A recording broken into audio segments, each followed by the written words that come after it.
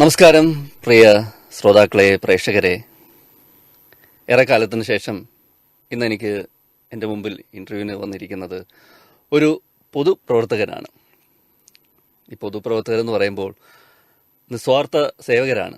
അവരൊന്നും പ്രതിഫലം മോഹിക്കാതെ നമ്മുടെ സമൂഹത്തിൽ ഓരോ പ്രശ്നങ്ങളിൽ ഇടപെടുകയും അതിന് മുന്നിട്ട് പോരാളികളായിട്ട് മുന്നിട്ട് ഇറങ്ങുകയൊക്കെ ചെയ്യുന്നവരാണ്. അത്തരത്തിൽ ഒരു വ്യക്തിയാണ് എന്നോടൊപ്പം ഇന്നുള്ളത്.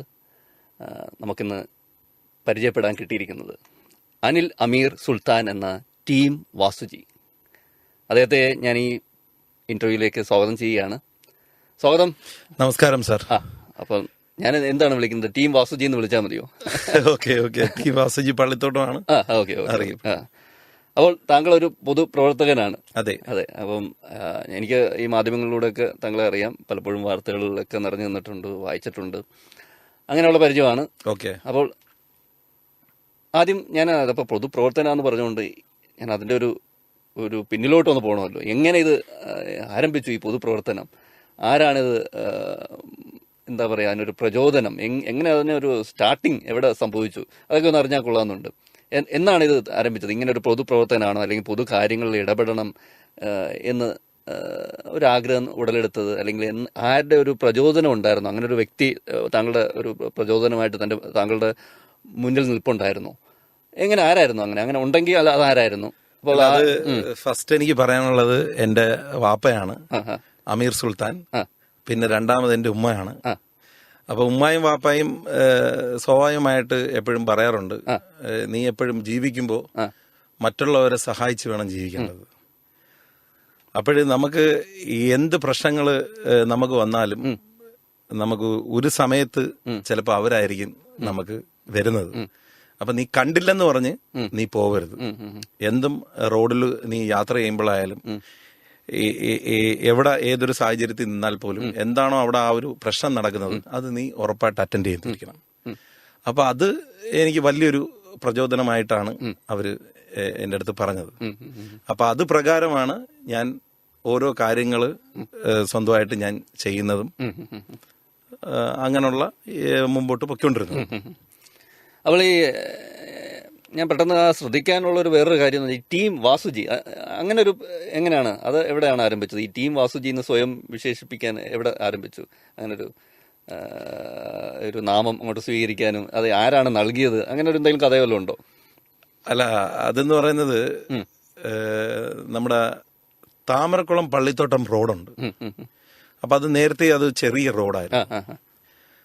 അപ്പോഴ് ഇത് വീതി കൂട്ടേണ്ട ആവശ്യത്തിനായി നമ്മൾ കൊല്ലം കോർപ്പറേഷൻ നമ്മളെ പ്രസന്ന മേഡത്തിന് ഞാനും അവിടുത്തെ ഓട്ടോക്കാരും കൂടെ ചെന്ന് കാണുകയുണ്ടായി. അപ്പോഴ് മേഡം പറഞ്ഞത് വീതി കൂട്ടാനുള്ള പെർമിഷൻ ഇല്ല, പക്ഷേ അവരൊരു മതില് തന്ന് പൊളിച്ച് 2 മീറ്റർ വീതം അവരെ ചെലവില് അവര് പൊളിച്ച് അവരകത്ത് കെട്ടുവാണെങ്കിൽ ഞാൻ ടാറിട്ട് തരാന്ന് പറഞ്ഞു. അപ്പോഴ് അത് കേട്ടപ്പം എന്റെ കൂടെ ഉള്ളവരെല്ലാം എല്ലാരും ബാക്കടിച്ച്. കാരണം ഇപ്പോഴത്തെ കാലത്ത് ഒരു പഴം പോലും ചില ആൾക്കാർക്ക് മേടിച്ച് കൊടുക്കാത്ത സാഹചര്യത്തില് അവരെ മതില് അവരെ കൊണ്ട് ഇടിപ്പിച്ച് അവരെ കൊണ്ട് അകത്ത് കെട്ടിക്കുന്നു പറഞ്ഞു കഴിഞ്ഞാൽ ഇപ്പൊ എല്ലാവർക്കും മതിൽ പൊളിക്കണമെന്നൊക്കെ പറഞ്ഞപ്പോ സെന്റിനൊക്കെ നല്ല വിലയാണ്. അപ്പൊ അങ്ങനെ ഒന്നും ആരും അങ്ങനെ പെട്ടെന്നൊന്നും പൊളിച്ചു തരത്തില്ല. അപ്പം ഇത് ഇങ്ങനെ ഒരാള് ചെയ്യുമെന്ന് പറഞ്ഞു കഴിഞ്ഞാൽ അത് ആരും ചെയ്യത്തില്ല. അങ്ങനെ എല്ലാരും ബാക്കടിച്ച്. അപ്പൊ അങ്ങനെ നമ്മുടെ അവിടുത്തെ നജീബ് എന്ന് പറയുന്ന അവിടുത്തെ സഹാവും നമ്മുടെ മോഹൻ എന്ന് പറയുന്ന സഹാവും, അപ്പൊ ഞാൻ അവരുടെ അടുത്ത് പറയുകയും നിങ്ങൾ എന്റെ കൂടെ നിൽക്കണം, നമുക്കിത് വർക്ക് ചെയ്ത് എങ്ങനെയെങ്കിലും റോഡിന് വീതി കൂട്ടണം എന്ന് പറഞ്ഞു. അപ്പൊ അവര് ശക്തമായിട്ട് ഞങ്ങളുണ്ട്, നീ മുമ്പോട്ട് തന്നെ ഇറങ്ങിക്കോ. പിന്നെ അതിനുപരി എന്റെ വാപ്പായും ഉമ്മായും ഓൾറെഡി പറഞ്ഞ് അതിനുവേണ്ടി ഇറങ്ങി തിരിച്ചോ, എല്ലാം നടക്കും. അങ്ങനെ ഞാൻ ഓരോ വീടുകളിൽ കയറി ഇറങ്ങി ചോദിച്ചു, ഇങ്ങനെ വീതി കൂട്ടാനുള്ള ഒരു പ്ലാനിലാണ്, അപ്പൊ നിങ്ങളത് സ്ഥലം ഒന്ന് വിട്ടു തന്ന് നിങ്ങളുടെ ചെലവിൽ തന്നെ അത് മതിൽ കെട്ടണം എന്നുള്ള രീതിയിൽ പറഞ്ഞപ്പം അവര് പറഞ്ഞ്, ഒന്നി ഞങ്ങൾക്ക് പൈസ സ്ഥലത്തിന് വേണം, അതല്ലെങ്കിൽ നിങ്ങൾ മതിൽ കെട്ടിത്തരണം, അങ്ങനെയാണെങ്കിൽ ചെയ്യാം. അപ്പൊ അത് ഞാൻ കോർപ്പറേഷൻ ചോദിച്ചപ്പം ആ ഒരു പെർമിഷൻ ഇല്ല. കാരണം മേയർ പറഞ്ഞ് വേറെ എന്ത് സഹായം, ഞാൻ റോഡ് ഇട്ട് തരാം, ലൈറ്റുകൾ സ്ഥാപിച്ചു തരാം, എന്ത് സഹായം ചെയ്യാം, പക്ഷെ നമുക്ക് അതിനുള്ള ഫണ്ട് അവിടത്തേക്കില്ല, ആ ഒരു പോക്കറ്റ് റോഡിന് ഇല്ല. അപ്പൊ വേറെ എല്ലാ സഹായങ്ങളും ഞാൻ ചെയ്തു തരാം എന്ന് പറഞ്ഞു. അപ്പൊ ഇതിന്റെ തൊട്ടടുത്ത് തന്നെ 2 ഏക്കർ 17 സെന്റ് സ്ഥലമുണ്ട്. അപ്പൊ അത് കാട് പിടിച്ച് വളരെ ആൾക്കാർ, മോശപ്പെട്ട ആൾക്കാരെല്ലാം കയറി ഇറങ്ങി മദ്യപാനവും ലഹരി വസ്തുക്കളും ഈ സ്ഥലം, ഈ താമരക്കുളം റോഡ് പഴയ ഓട്ടാപ്പീസ് എന്ന് പറയും. അത് ഈ അന്നത്തെ പ്രമുഖരെല്ലാം കൂടെ ഷെയർ ചെയ്ത് മേടിച്ചു. അവരെല്ലാം 7 സെന്റ് 8 സെന്റ് അങ്ങനത്തെ എല്ലാം തരംതിരിച്ച് പ്ലാൻ ചെയ്തിട്ടിരിക്കുകയായിരുന്നു. അപ്പൊ ആ രീതിയിൽ ഈ റോഡിന് വീതി എന്ന് പറയുന്ന സംഭവം ഇല്ല. അപ്പൊ അങ്ങനെ ഇരിക്കാൻ നേരത്ത് എന്റെ മനസ്സ് വീണ്ടും ഒന്ന് ഡൗൺ ആയി. കാരണം ഇങ്ങനെ പറയുമ്പോ എന്ത് ചെയ്യും? അങ്ങനെ ഞാൻ അതിലെ ഒരു വീട്ടിലെ ഓണറിന്റെ അടുത്ത് ചെന്നിട്ട് പറഞ്ഞു, നമ്മളെല്ലാം മരിച്ചു പോകും, അപ്പം നമ്മളെ ഓർക്കാൻ നമ്മുടെ ഫാമിലി ഇത്രയും നാള് നമ്മൾ അവർക്ക് വേണ്ടി ജീവിച്ചു, പക്ഷെ നമ്മൾ മരിക്കുമ്പോൾ അവരൊക്കെ തുച്ഛമായ നാളുകളിൽ ഓർക്കും, അത് കഴിഞ്ഞ് അവർ മറക്കും. പക്ഷെ എല്ലാ ഫാമിലിയും അല്ല, കുറെ ഫാമിലി അങ്ങനെയാണ്. അപ്പൊ നമ്മൾ ഈ ഒരു റോഡ് ജനങ്ങൾക്ക് വേണ്ടി നിങ്ങൾ കൊടുത്തു കഴിഞ്ഞാൽ നിങ്ങളുടെ മക്കള് കാലകാലം ഈ ഒരു ഓർമ്മയും പേരും അതേ കണക്ക് തന്നെ കിടക്കും. അപ്പൊ നിങ്ങൾ സ്വാഭാവികമായിട്ട് ഈ ജനങ്ങൾക്ക് വേണ്ടി നിങ്ങളെ ഒരു 2 മീറ്റർ സ്ഥലം തരുക, സ്വയം മതിൽ കെട്ടുക. അപ്പൊ ജനങ്ങൾ വേണ്ടി നിങ്ങൾ അതൊരു നന്മ ചെയ്യുക എന്നുള്ളത് നിങ്ങൾ ആലോചിച്ചിട്ട് പറഞ്ഞാൽ മതി എന്ന് പറഞ്ഞു. അദ്ദേഹത്തിന്റെ പേര് ഷാജി എന്നാണ്, ആ ഓണറിന്റെ പേര് ഷാജി എന്നാണ്. അങ്ങനെ ഷാജിക്കടുത്ത് ഇത് പറയുകയും ഞാൻ ഇത് പറഞ്ഞിട്ട് പോവുകയും ചെയ്തു. അങ്ങനെ പിറ്റേന്ന് ഷാജിക്ക വിളിച്ചിട്ട് പറഞ്ഞു, ഞാൻ ചെയ്യാൻ തയ്യാറാണ്, 2 മീറ്റർ സ്ഥലം ഞാൻ തരാം, മതിലും കെട്ടിക്കോളാന്ന് പറഞ്ഞു. അപ്പൊ അത് പ്രകാരം ബാക്കിയുള്ള വീടുകളിലെല്ലാം തരാൻ തുടങ്ങി. പിന്നെ നമ്മുടെ അവിടെ SPM എന്ന് പറഞ്ഞ നാസർക്ക പറഞ്ഞ് ഞാനും തരാം. അപ്പൊ നസീർക്ക പറഞ്ഞ് ഞാനും തരാം. അങ്ങനെ പിന്നെ ഞങ്ങളെ തൊട്ടടുത്ത് 3-4 ഇതേപോലുള്ള വീടുകളുണ്ട്. അപ്പൊ അദ്ദേഹവും പറഞ്ഞ് ഞങ്ങളും തരാം എന്ന് പറഞ്ഞിട്ട് പണി തുടങ്ങി. അങ്ങനെ റോഡിന് വലിയ വീതിയായിട്ട് മാറി.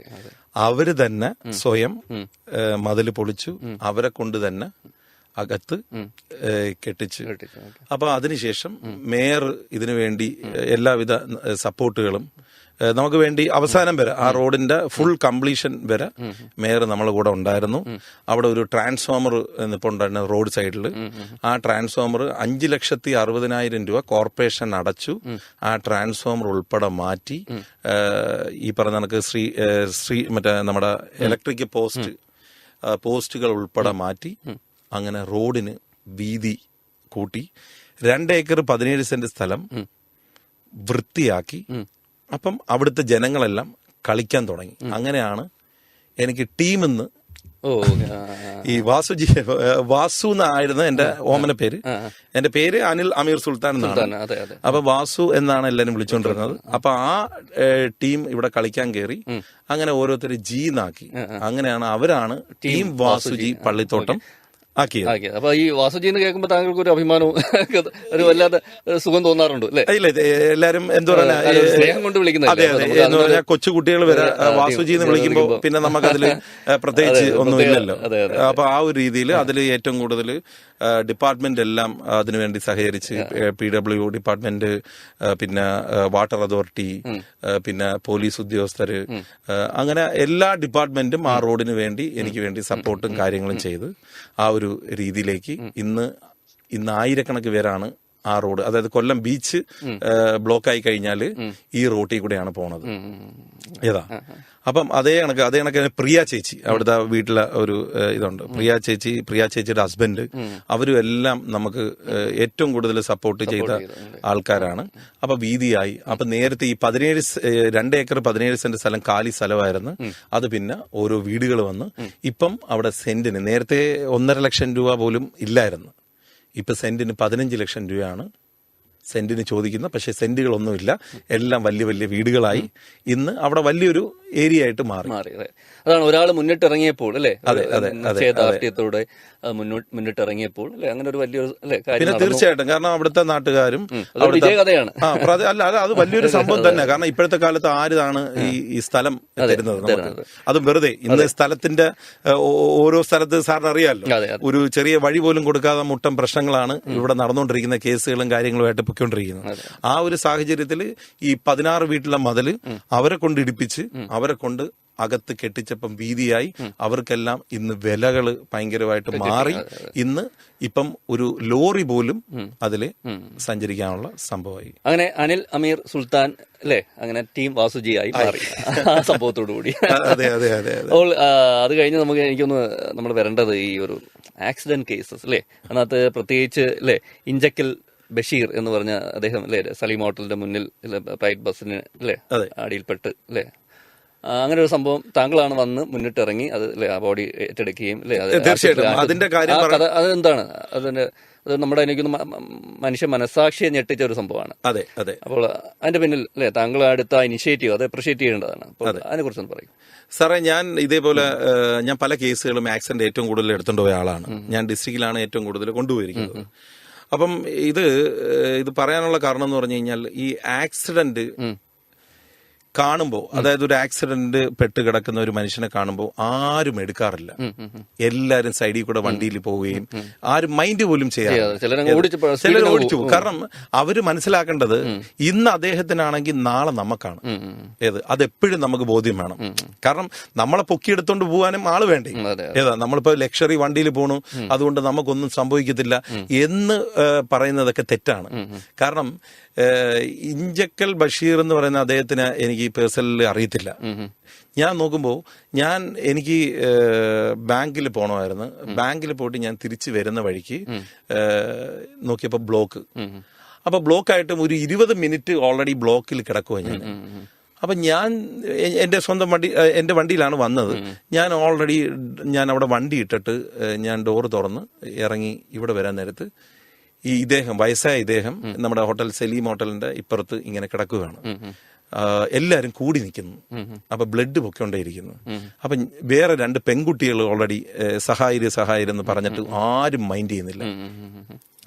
അങ്ങനെ ഞാൻ എന്ത് ചെയ്തു, ഞാൻ പറഞ്ഞു നിങ്ങളൊരു കാര്യം ചെയ്യ്, എനിക്ക് ഈ വണ്ടികളൊക്കെ ഒന്ന് ഒതുക്കിത്താ, എന്റെ വണ്ടിയുണ്ട്, ഞാൻ നേരെ വണ്ടി എടുത്ത് വരാം എന്ന് പറഞ്ഞാണ് എന്റെ വണ്ടിക്കകത്ത് കയറ്റി നേരെ നമ്മുടെ ബെൻസീർ ഹോസ്പിറ്റലിൽ ഇവിടെ കൊണ്ടുവന്ന് ഞാൻ പോലീസിൽ റിപ്പോർട്ട് ചെയ്ത് ഇത് കണക്ക് ആക്സിഡന്റ് ഇങ്ങനെ ആയി.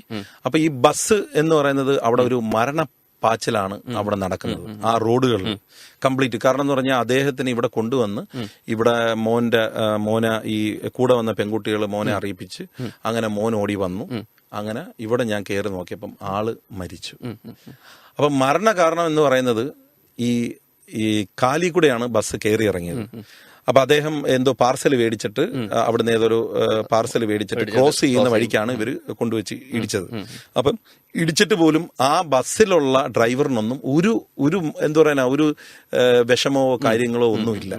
അപ്പം ഇദ്ദേഹത്തിനെ മാനസികമായ പരിഗണന ഒന്നും നൽകിയില്ല. ഈ ആൾക്കാർ നമ്മുടെ അവിടുത്തെ ജനങ്ങളെല്ലാം കൂടി നിൽക്കുന്നതല്ല. പക്ഷെ ഞാൻ വന്ന് അറ്റൻഡ് ചെയ്തപ്പം ഓൾറെഡി കുറച്ച് പേര് നമ്മൾ അവിടുത്തെ യൂണിയൻകാരും അവിടുത്തെ കുറച്ച് പേരൊക്കെ പൊക്കിയെടുത്ത് വണ്ടിക്കകത്ത് കയറ്റുകയും ഇതെല്ലാം ചെയ്തു. പക്ഷെ ഇത് ആദ്യമായിരുന്നെങ്കിൽ ഇദ്ദേഹം മരിക്കത്തില്ലായിരുന്നു.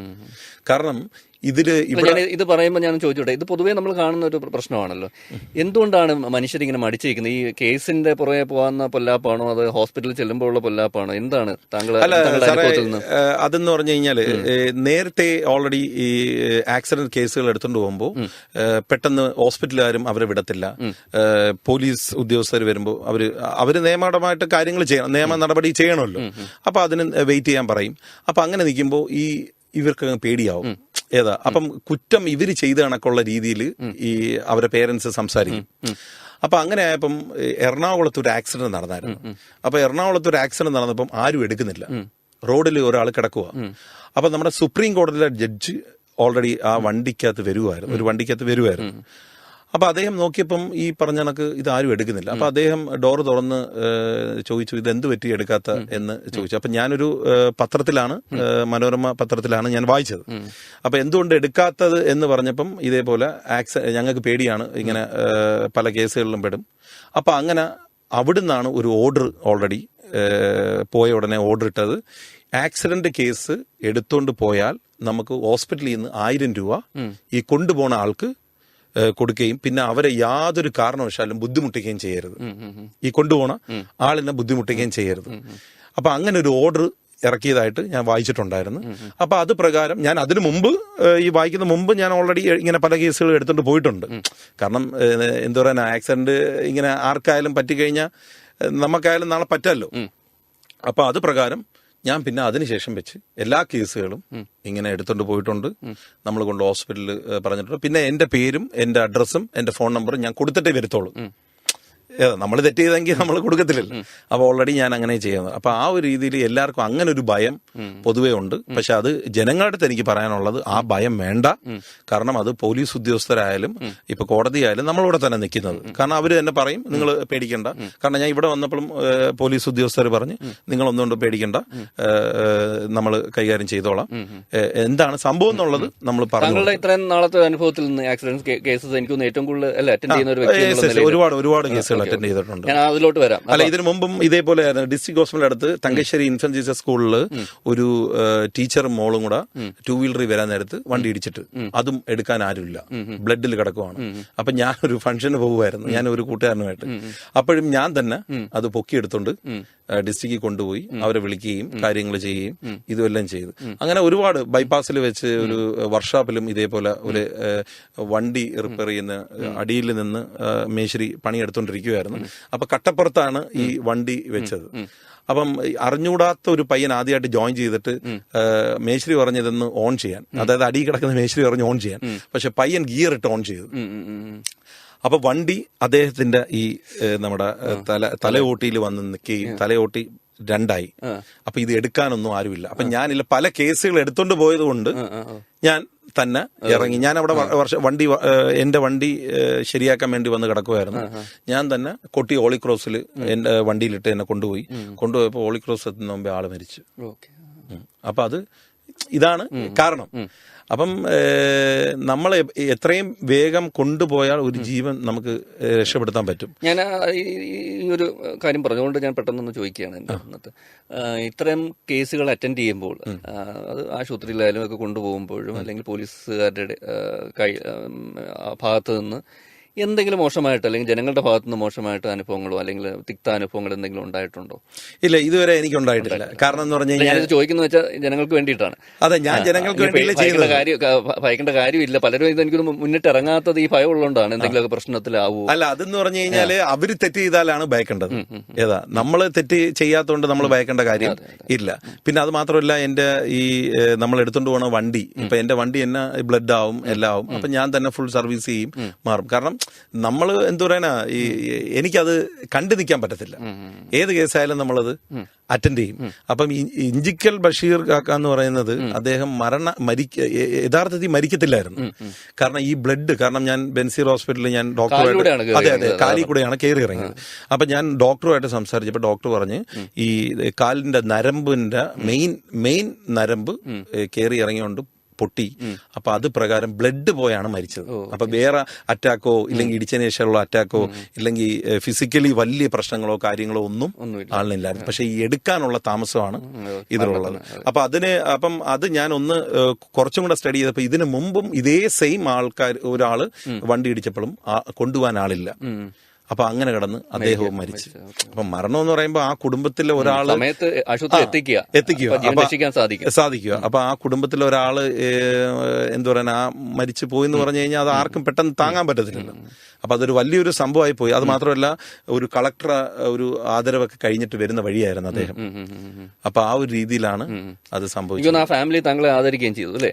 തീർച്ചയായിട്ടും. എന്നെ അവരെ ഫാമിലിയും അവരെ കുറച്ച് ഗ്രൂപ്പും അവര് എന്നെ വിളിച്ച് ആദരിക്കൽ ചടങ്ങുണ്ടായിരുന്നു. അപ്പൊ എന്നെയും ആ 2 പെൺകുട്ടികളെയും ആദരിക്കുകയുണ്ടായി. അപ്പം അങ്ങനെ അപ്പം നമുക്കിപ്പോ ആദരവ് കിട്ടണമെന്നോ അല്ല, ഞാൻ അതല്ല കൂടെ ഒന്ന് എടുത്ത് അതെ പറഞ്ഞതേ അതെ ഉള്ളൂ. ആദരവ് കിട്ടണമെന്നോ അല്ലല്ലോ, നമ്മളെല്ലാം മനുഷ്യരല്ലേ. അല്ല, അങ്ങനെ അവര് അത് മനസ്സിലാക്കിയില്ല, ആ പ്രവർത്തനം മനസ്സിലാക്കി ആ കുടുംബം ആദരിക്കുകയും ചെയ്തു. അതെ അതെ അത് മനുഷ്യരല്ലേ നമ്മൾ പറയണമല്ലോ. പിന്നെ തീർച്ചയായിട്ടും അത് മനുഷ്യരല്ലേ, നമ്മൾ ആരായാലും അപ്പൊ ഇതൊരു മാതൃകയാണ്. അതുകൊണ്ടാണ് ആദരവ് എന്ന് പറയുമ്പോൾ അത് മറ്റുള്ളവരിൽ എത്തിക്കാനാണ്, ശ്രദ്ധയിൽപ്പെടുത്താനാണ്, ജനങ്ങളുടെ ശ്രദ്ധയിൽപ്പെടുത്താനാണ് ആദരവ് ചെയ്യുന്നത്. അല്ല അത് മാത്രമല്ല സാർ, ഇപ്പൊ ഈ ബസ് എന്ന് പറഞ്ഞാൽ ഈ സ്പീഡ് അത് അതിന്റേതായ ഡിപ്പാർട്ട്മെന്റിൽ അവര് കൈകാര്യം ചെയ്തേ പറ്റത്തുള്ളൂ. കാരണം എന്ന് പറഞ്ഞാൽ വാശിയിൽ നമുക്ക് അതിലോട്ട് വരാം. ആ ഒരു ബസിന്റെ കാര്യത്തിലോട്ട് നമുക്ക് വരുന്നതിന് മുമ്പ് ഓക്കെ, താങ്കൾ ഒരു സ്ഥാനാർത്ഥിയായിട്ട് ഒരു എനിക്ക് സ്വതന്ത്ര സ്ഥാനാർത്ഥിയായിട്ട് താമരക്കുളത്ത് അല്ലേ കോർപ്പറേഷൻ ഇലക്ഷനിൽ നിൽക്കുകയും അല്ലേ അങ്ങനെ ഒരു അനുഭവമൊക്കെ ഉണ്ടായി. അനുഭവങ്ങളെ കുറിച്ചും ആ അനുഭവത്തെ കുറിച്ചും അവിടെ അന്ന് എങ്ങനെയാണ് ഇലക്ഷനിൽ നിൽക്കാനുള്ള സാഹചര്യം, അതിന്റെ പിന്നിലുള്ള അനുഭവങ്ങൾ എന്താണ്, ആ ഇലക്ഷനെ കുറിച്ചൊക്കെ താങ്കൾക്ക് അനുഭവപ്പെട്ടതെന്നൊക്കെ ഒന്ന് പറയാം. അല്ല ഞാൻ 2000 എനിക്ക് തോന്നുന്നു ഏറ്റവും പ്രായം കുറഞ്ഞ സ്ഥാനാർത്ഥി. അതെ അതെ അതെ ഏറ്റവും പ്രായം കുറഞ്ഞ സ്ഥാനാർത്ഥി. എന്റെ കൂടെ മത്സരിച്ചത് AK അബീസ് ഇക്ക, പിന്നെ നമ്മുടെ സവാദിക്ക, അഡ്വക്കേറ്റ് സവാദിക്ക, പിന്നെ അൻസർ റഹീമിക്ക. അപ്പൊ അങ്ങനെ കുറെ നമ്മുടെ പാർട്ടി BJP നേതാവ്, അങ്ങനെ കുറെ പാർട്ടി എല്ലാവരും നിന്ന് ഞാൻ സ്വതന്ത്രനായിട്ട് നിന്നു. ഞാൻ ഓട്ടോ ചിഹ്നത്തിലാണ് മത്സരിച്ചത്. കാരണം എനിക്ക് ഈ ഓട്ടോ എന്ന് ഞാൻ ചോദിക്കുന്നത് ഈ പൊതു പ്രവർത്തനത്തില് വളരെ സജീവമായിട്ട് നിൽക്കുന്നത് കൊണ്ടാണോ, ആ അനുഭവജ്ഞാനമാണോ താങ്കൾക്ക് ഒരു ആത്മധൈര്യം തന്നത് ഇങ്ങനെ ഒരു ഇലക്ഷൻ നിൽക്കാനായിട്ട്? അതൊരു മൂലധനമായിട്ട് അനുഭവജ്ഞാനം വന്നോ? എന്താണ് ആ ഒരു പ്രചോദനം? ഒരു ഇലക്ഷന് നിന്നാൽ എനിക്ക് കുറച്ചും കൂടെ ജനങ്ങളെ സേവിക്കാൻ പറ്റുമെന്നുള്ളൊരു തീരുമാനത്തിന് പിന്നിൽ എന്തായിരുന്നു? തീർച്ചയായിട്ടും നമുക്ക് സ്ഥാനം എന്ന് പറയുന്നത് ഉണ്ടെങ്കിലല്ലേ നമുക്ക് അതിന്റെ പവറിൽ ചെയ്യാൻ പറ്റത്തുള്ളൂ. നമുക്ക് പൊതുകാര്യം ചെയ്യുന്നതിന് ഒരു പരിധിയുണ്ട്. ഏതാ ഈ പരിധിയിൽ ഈ നമുക്ക് അതിൻ്റെതായ സ്ഥാനം കിട്ടിയാൽ മാത്രമേ നമുക്ക് അതേ കണക്ക് നമുക്ക് ചെയ്യാൻ പറ്റത്തുള്ളൂ. ഈ സ്ഥാനം കിട്ടിയില്ലെങ്കിൽ നമുക്ക് ഒന്നും ചെയ്യാൻ പറ്റത്തില്ല. കുറച്ചും കൂടെ സ്ഥാനം കിട്ടിക്കഴിഞ്ഞാൽ കുറച്ചും കൂടെ ഡെവലപ്പിംഗ് ആയി ആത്മാർത്ഥമായിട്ട് സജീവമായിട്ട് നമ്മുടെ ഏരിയ ഏതാണോ, ഇപ്പൊ 46-ാം വാർഡ് താമരക്കുളം വാർഡിലാണ് മത്സരിച്ചത്. അപ്പം ഈ വാർഡിൽ എനിക്ക് എന്തൊക്കെ ചെയ്യാൻ പറ്റും, ഇല്ലെങ്കിൽ എന്തൊക്കെ. അപ്പൊ എന്റെ വാർഡ് എന്ന് പറയുന്നത് പള്ളിത്തോട്ടമാണ്. അപ്പൊ പള്ളിത്തോട്ടത്ത് അന്ന് വനിതാ വാർഡായിരുന്നു. ഏതാ അപ്പൊ അതുകൊണ്ടാണ് എനിക്ക് അവിടെ നിൽക്കാൻ പറ്റാത്തത്. അപ്പൊ ആ രീതിയിലാണ് ഇവിടെ ഞാൻ നിന്നത്. അപ്പം നമുക്ക് എന്താണോ സ്ഥാനം കിട്ടുന്ന ആ സ്ഥാനത്തിലുള്ള പരിധി വെച്ച് നമുക്ക് എന്തെല്ലാം ചെയ്യാൻ പറ്റും അതെല്ലാം ജനങ്ങൾക്ക് വേണ്ടി ചെയ്യണമെന്നുള്ള ഒരു ആഗ്രഹക്കാരനാണ് ഞാൻ. അതുകൊണ്ടാണ് ഞാൻ ഓൾറെഡി അങ്ങനെ നിന്നതും. പിന്നെ അതില് നല്ലതുമുണ്ട് ചീത്തയുമുണ്ട്. ഏതാ കാരണം സ്വതന്ത്രനായിട്ട് നിൽക്കുമ്പോൾ അതിൻ്റെതായ ഒരു പ്രശ്നങ്ങളുണ്ട്, പിന്നെ പാർട്ടി തന്നെ നിൽക്കുമ്പോൾ അതിൻ്റെതായ പ്രശ്നങ്ങളുണ്ട്. കാരണം എല്ലായിടത്തും ചില ഈഗോകളും പ്രശ്നങ്ങളും. നമ്മൾ ചിരിച്ച് കാണിക്കുന്നവരെല്ലാം ഫ്രണ്ട്സുകളല്ല. ഏതാ ചിരിച്ച് കാണിക്കുന്നവരെല്ലാം ഫ്രണ്ട്സുകളല്ല, കൂടെ നടക്കുന്നവരെല്ലാം ഫ്രണ്ട്സുകളല്ല. കാരണം അവരെയൊക്കെ മനസ്സിൽ എന്താണ് അടുത്ത ചതി, അവരിൽ നിന്നാണ് നമുക്ക് ചതികൾ ഫസ്റ്റ് വരുന്നത്. ഏതാ അവരിൽ നിന്നാണ് ഫസ്റ്റ് ചതികൾ വരുന്നത്. അപ്പൊ അതുകൊണ്ട് നമ്മൾ ഏത് കാര്യത്തിന് നമ്മൾ മുന്നിട്ടിറങ്ങുമ്പോഴും കുറച്ച് പേര് നമ്മൾ ചതിക്കാൻ കാണും. അത് എല്ലാ മേഖലയിലും, ബിസിനസ്സിനായാലും അത് എല്ലാ മേഖലയിലും ചതി കാണും. അപ്പം നല്ല ഫ്രണ്ട്സുകൾ എന്ന് പറഞ്ഞാൽ അപൂർവം വിരലിലെണ്ണാവുന്നവർ മാത്രമേ കാണത്തുള്ളൂ. കാരണം നമ്മള് സാറിന് അനുഭവം കാണത്തില്ല അല്ലേ? അപ്പം ആ ഒരു അല്ലല്ല ഞാൻ അതല്ല പറഞ്ഞത്. കാരണം എന്റെ അനുഭവം എനിക്ക് പറഞ്ഞാൽ നമുക്ക് ചിരിച്ച മുഖങ്ങളെല്ലാം ഒന്നുമല്ല സാറേ, എനിക്ക് അനുഭവം ഉള്ളതാണ്. ഒന്നും ആത്മാർത്ഥ മനുഷ്യർ പല ടൈപ്പ് ആൾക്കാരാണ്. ഓരോ എന്താ പറയാ സന്ദർഭം അനുസരിച്ചായിരിക്കും. പിന്നെ തീർച്ചയായിട്ടും കാരണം നമ്മൾ എല്ലാം ചെയ്തു കൊടുക്കുമ്പോൾ സാറിന്റെ അടുത്ത് ഞാനൊരു കാര്യം ചോദിക്കുമ്പോൾ യഥാർത്ഥ പിക്ചർ പിന്നെയാണ് അറിയുന്നത്. അയ്യോ സാറിന് ഈ ഒരു മുഖം ഉണ്ടോ എന്ന്. അപ്പൊ മനുഷ്യരെല്ലാം അങ്ങനത്തെ ഒരു ക്യാരക്ടർ അല്ല. പക്ഷെ ഈ പ്രപഞ്ചം തന്നെ നിൽക്കുന്നതും നല്ല ആൾക്കാരുണ്ടെന്നുള്ളത് കൊണ്ട് മാത്രമാണ് നിൽക്കുന്നത്. നന്മ അല്ലേ? പിന്നെ നന്മ ചെയ്യുന്ന ആൾക്കാരുണ്ടല്ലോ, ഒരുപാടുണ്ടല്ലോ. അപ്പോൾ ഈ ഇലക്ഷനുള്ള അനുഭവങ്ങൾ എങ്ങനെയായിരുന്നു? ഇലക്ഷൻ സാറേ ഞാൻ പറഞ്ഞില്ലേ വൺ രീതി തോറ്റു. അപ്പൊ തോറ്റേന്ന് എനിക്കൊരു പ്രശ്നമില്ല. പക്ഷെ എനിക്ക് അവിടെ നിന്ന അനുഭവങ്ങളൊക്കെ എനിക്ക് മനസ്സിലാക്കാൻ പറ്റി, ആ പ്രയോജനം ചെയ്തു. കാരണം ഞാൻ ആൾക്കാരുമായിട്ട് ഇടപെടാനായി, പിന്നെ അത് മാത്രമല്ല ജനങ്ങളുമായിട്ട് പ്രശ്നങ്ങൾ പഠിക്കാനായി. പിന്നെ ഇന്ന മേഖല ഇന്നതാണ്, ഇന്ന ഡിപ്പാർട്ട്മെന്റ് ഇതാണ്. ഇപ്പൊ കൗൺസിലറായിട്ട് തരുമ്പോ അതെന്തൊക്കെയാണ് അതിൽ ചെയ്യേണ്ട കാര്യങ്ങൾ. അപ്പൊ നമ്മള് ഓരോ നമ്മൾ പറയത്തില്ലേ, ഇപ്പം നമ്മൾ ഇലക്ഷന് ഞാൻ മനസ്സിലാക്കിയെന്ന് പറഞ്ഞു കഴിഞ്ഞാൽ നമ്മൾ അടുത്ത ഇലക്ഷന് നിൽക്കുമ്പോൾ നമ്മൾ നല്ല രീതിയിൽ ഒരു ഏരിയയിൽ നമ്മൾ ചെയ്തു കഴിഞ്ഞാൽ അടുത്ത ഇലക്ഷന് നമ്മൾ പോകേണ്ട കാര്യമില്ല. സാറിന് മനസ്സിലായോ? ഇപ്പൊ അവിടുത്തെ ബുദ്ധിമുട്ടുകൾ അതെന്താണോ, നമ്മൾ ഇലക്ഷന് മാത്രം പോകുമ്പോൾ വോട്ട് ചോദിച്ചിട്ട് കാര്യമില്ല. കാരണം എനിക്ക് ചെയ്യണേ, ഞാൻ ഇങ്ങനെ ചെയ്യും അങ്ങനെ ചെയ്യും. നമ്മൾ ജയിച്ച് കസേരയിൽ ഇരുന്ന് കഴിഞ്ഞാൽ അതിൽ എന്തൊക്കെയാണോ നമുക്ക് ചെയ്യാൻ പറ്റുന്ന അതെല്ലാം ജനങ്ങൾക്ക് വേണ്ടി ചെയ്യണം.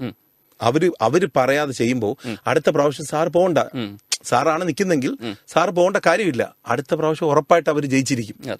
ഏതാ ജനങ്ങൾക്ക് നന്മ നമ്മൾ ചെയ്യണം, ജനങ്ങളെ പ്രശ്നങ്ങൾ അറ്റൻഡ് ചെയ്യണം, ജനങ്ങൾ അവിടെ എന്താണ് ഒരു കൗൺസിലറിന് വേണ്ടത്, അവിടുത്തെ പരിസരം വൃത്തിയാക്കല്, അവിടുത്തെ സ്ട്രീറ്റ് ലൈറ്റുകൾ കത്താത്ത സ്ട്രീറ്റ് ലൈറ്റുകൾ കത്തിക്കല്, ഏതാ എന്തൊക്കെയാണോ നമ്മൾ ആദ്യമേ ഇലക്ഷൻ ഇറങ്ങുമ്പോൾ പ്രകടന പത്രികയിൽ പറയുന്നത് അത് കൃത്യമായിട്ട് നമ്മളെല്ലാം പാലിച്ചിരിക്കണം. പാലിക്കുകയാണെങ്കിൽ ഈ ജനങ്ങൾ ഏത് വാർഡിലാണോ ഞാൻ നിൽക്കുന്നത് ഈ ജനങ്ങളുടെയൊക്കെ ഹൃദയത്തിൽ സ്ഥാനം പിടിക്കാൻ സാധിക്കും. തീർച്ചയായിട്ടും 100% അത് സാധിക്കും.